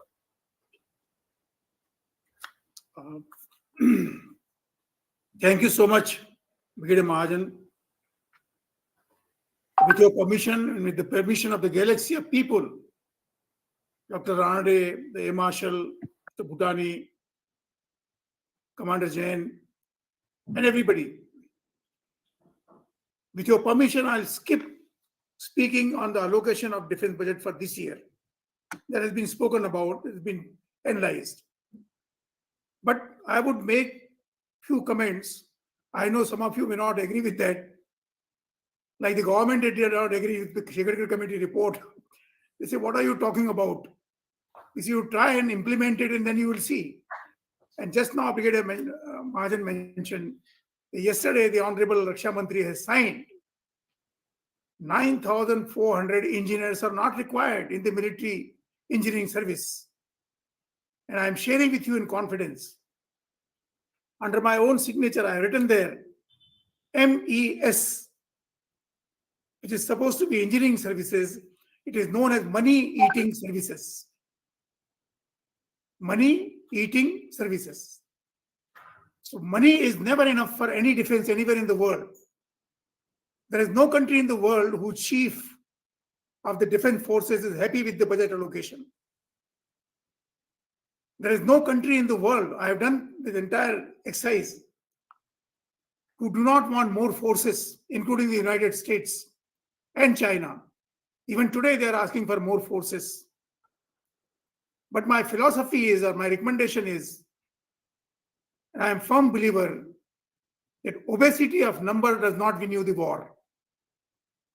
Obesity of numbers does not win you the war. To win the war, you have to have a slim, trim, agile, and fast-moving body of the troops. If you don't have, you can have 15 lakhs XYZ. You can go to war, but you may not win the war. So that is the first mindset which is being changed around. We have put a recommendation which has been improved that whatever was the strength of the Indian Army or armed forces, barring Navy and some technology otherwise, on 1st of January 2017, not a soldier to be increased, not one soldier to be increased. You have to do modification, you have to do readjustment within the same ceiling limit. And that is impacted. For example, the 9,700 or 400 engineers being reduced, they will be adjusted somewhere else. That is required. Second one, mention has been made the urgent requirement of cyber command, space command, and special forces. These three are the elements which are going to help us to win the war, including our drone technology and so on and so forth. Earlier it was said that the war has to be fought on the sea, on the land, and in the sky. Today the war has to be fought, in future the war will be fought from the base of the ocean. The commander will know it better. From the oceanic belt to land, to the sky, and through the space. Anyone who dominates the space will dominate the world. And therefore, space command will have to come up with priority. Space is also connected to cyber. Cyber does not win on landlines. It is a different mechanism altogether. So these are the issues which are now drawing the attention of the government. Other thing is that we are also looking at the shape and size of some of the organizations, the DRDO, the Ordnance Factory Board, the DGQ, Directorate General of Quality Assurance, and so on and so forth. They are the biggest money, I will not say guzzlers, but spenders of this money. When you see the outcome which comes, the galaxy of people in the seminar, I'm asking one question to you. Do you need an ordnance factory today to make your uniforms? To make our clothes, socks, net mosquito, and so on and so forth? It's a high time. So we have looked at 14 ordnance factories which can be closed down tomorrow. And we will not lose the war. This can be transferred, this production can be transferred to the private companies. They will do it. Another recommendation is that do not give the land, do not sell the land of the ordnance factories, but can you give the administration system of those ordnance factories, which are not in the high tech areas, to the private participants? They will run. You can give it to Dijam, you can give it to anybody who are producing clothes. You can give it to, there are a number of private peoples. Do you need an ordnance factory to prepare the spare parts for a truck or for a vehicle? We are the vehicle producers. They said, you give us the place, we'll take you anywhere you want. Anywhere we want. Similarly, I don't think in time to come that the requirement of a service known as military engineering services. And therefore, it is quite likely that by 2035, there will be nothing known as MES. Not required. If the road can be constructed in the mountainous area today without MES, why can't we do it along the border of Pakistan? Why can't we do it? It can be done. There are people doing it. The Sagarmala project is going, the Parvatmala projects are going. Is there a MES there?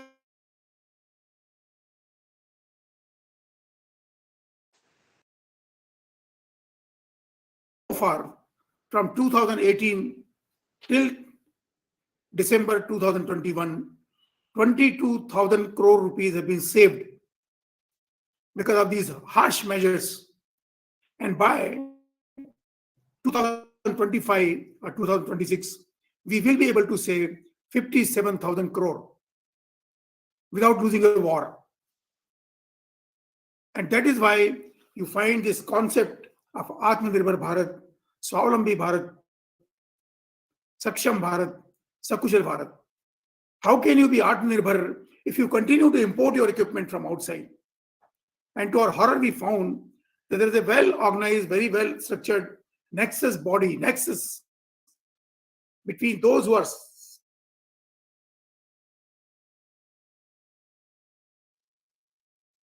and I don't want to name some people or some organization, it will be wrong for me, who make money out of that. So this nexus has to be broken totally. And that is why you find 200 items being brought under the list of indigenization. Number of things have been changed. It is the reason. The second aspect in this is when you want to export your equipment, weapon technology, which is part of defense, the importing country or the country who want to buy would ask you, are you using this equipment in your own country? And the answer is no.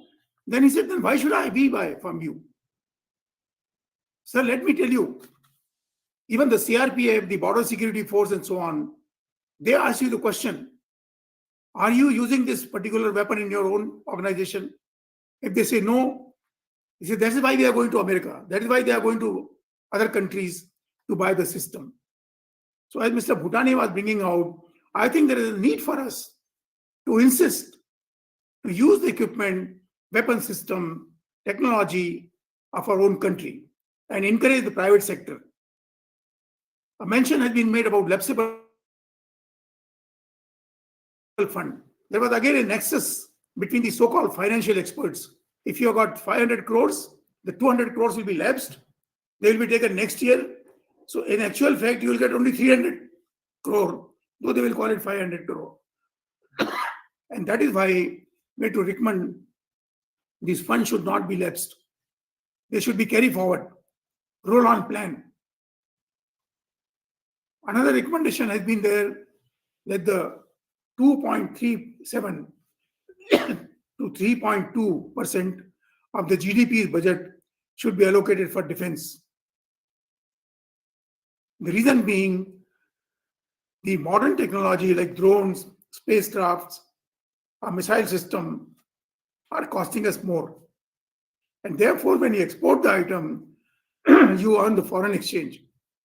And when you earn the foreign exchange, your cost of procurement goes down. That is why just last month we have signed an agreement between the Philippines to export BrahMos missile. The next on card are a number of East Asian countries. There are some strategic reasons also why we are boosting up that sector with these BrahMos missiles. Our next priority is going to be Middle East, maybe North Africa, because these are the zone of conflicts in years to come. And if Indian mechanisms start working, it makes the task easier for us. Last 2 points, I would request you to kindly consider. There is a need to indigenize the minds of the officers also, the minds of the experts. In any seminar, unless you quote Russia, unless you quote USA, unless you quote France, unless you quote a nation which does not exist on this planet, you are not taken to be an expert. Why can't we generate our own indigenization minds? So first the minds have to be indigenized. Only then, just to give you an example, before Kargil war, I was posted in the army headquarters. And during one of the discussion, the Honorable Finance Minister told my chief, he said, General, you reduce one person from the army and I'll give you so much of money. So when we came out, he asked me, Datta, I was the Major General then, and my chief, what is the strength we can reduce without affecting our combat potential? I said, sir, 1.5 lakh. Thank God he was in uniform, I was in uniform. Otherwise, he would have begged me. He would have slapped me there only in front of everybody. He said, what are you talking bloody nonsense? I have been told that you reduce one, sir. I said, easily, sir, 1.5 lakh. The study was done and we were able to reduce 50,000 people in a study of 3 months. Of course, we did not reduce. We call it suspended animation. Means you keep the strength down and when required, you take them. And then I came out of the army headquarters. I was posted out. Kargil war came. After Kargil war, we added another 1.5 lakh. Musharraf did not attack India because we reduced 50,000 people. Why I am giving you this? That we had to look into all these aspects now. Only then the defense budget will be sufficient for us. And as I mentioned, there is no commander anywhere in the world who is happy with the defense budget. There is no commander anywhere in the world who is happy with the strength. But we in India are learning. Our God bless his soul, CDS has tried our best. Our 3 chiefs are trying their level best. The aim is not to reduce just for sake of reducing it. No, it is not. It is to make sure that whatever allocation is being given to us, we utilize in the right time. To that extent, I must compliment and congratulate the Bhosla School and the organization for organizing this webinar. We are grateful to you all, sir, who came and spent your time. Our young generation also listening. And I request people like Dr. Ranade and their marshal, Mr. Bhutani and Dr. Jain, because you are heard outside. Your views are taken. Without sounding critical, they should not say, oh, he's talking against the army. That is unfortunate truth today. The moment you speak something, they say, oh, he's against the army. Why should Dr. Ranade be against the army? Why should the air marshal be against the army or the armed forces? So, but when we put across the things, people will start accepting. I only hope the bureaucrats are not listening to it, because then they will get the clue. And next year, our budget will be cut furthermore. So they need to be told in that way. Not that they're bad. They know they have to survive in this very organization. They know they have to live in this very country. Everybody is not going abroad. So it will be wrong to blame the bureaucrats. Sir, having worked with these committees, it is not the bureaucrats, it is the bureaucracy which makes all the impact, which makes all the effect. So once again, I thank you all, grateful to you, and very kind of you. Hope to meet you sometime and listen to your views in future. Over to you, sir. Thank you very much, Janu Shekatkar, sir. I was very happy to know these figures came out for the first time, that because of Shekatkar committee report, we have been able to reduce 22,000 crores from our revenue budget. And you have also mentioned that 57,000 crores is what is expected to be reduced by the year 2025. So the government is moving slowly, but it is definitely moving in the right direction. Let us hope that the speed increases in the days to come. And second aspect that I would talk to you, would want to highlight is about this monetization of assets. You recommended that instead of selling land of the ordnance factories, it can be given to the corporate world for producing something there. In fact, today only there's an article. They said a lot of land armed forces have. Why can't you have solar parks on that land and generate solar power from there? There are a lot of innovative ideas by which I suppose your budget allotment can be increased. Purely because of lack of time, I'll stop here and I'll hand over the mic now to Shri Vinay Kulkarni. Thank you very much, sir, and thank you very much all the dignitaries who spoke. And it was a extremely enlightening discussion, not only for us here but also for the students at large. And I'm sure it will be followed on many platforms in days to come. With this, I hand over the mic to my colleague, Ms.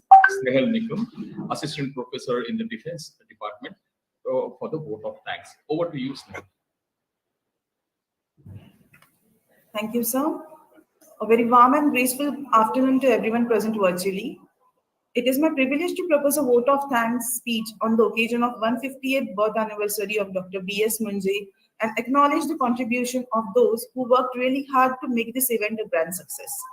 So, on behalf of Central Hindu Military Education Societies, Bhosla Military College, and Kanoji Angre Maritime Research Institute, I take this opportunity to thank our author, Mr. Akshay Jog, and Mr. Nitin Gokhale for the release of the book. Today, we had an opportunity to hear your thoughts, and this will surely be going to encourage us in our future event.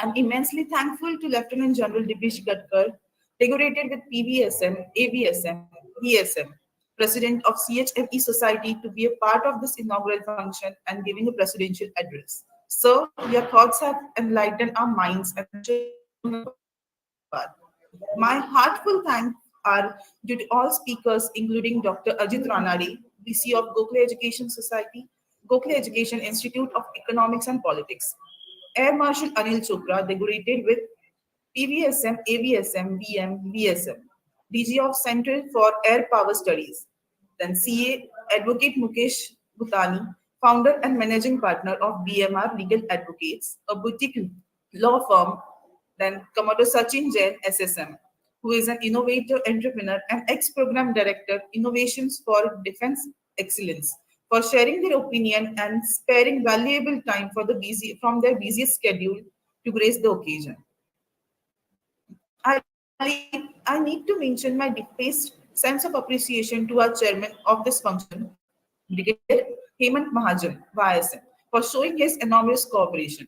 I must not be forgetful to thank Department of Civics and Politics Center for Excellence in Maritime Studies, Mumbai University, for the collaboration with Kamri. I also extend my special thanks to our General Secretary, Dr. D.G. Belgankar sir, our Secretary CMA, Hemant Deshpande sir, our Working President, Shri P.G. Kulkarni sir, and Director of Kamri, Captain Dr. S.G. Naravne sir, and all the other official members of CHME Society for being the catalyst that stimulated us to do our best and standing as a pillar of strength.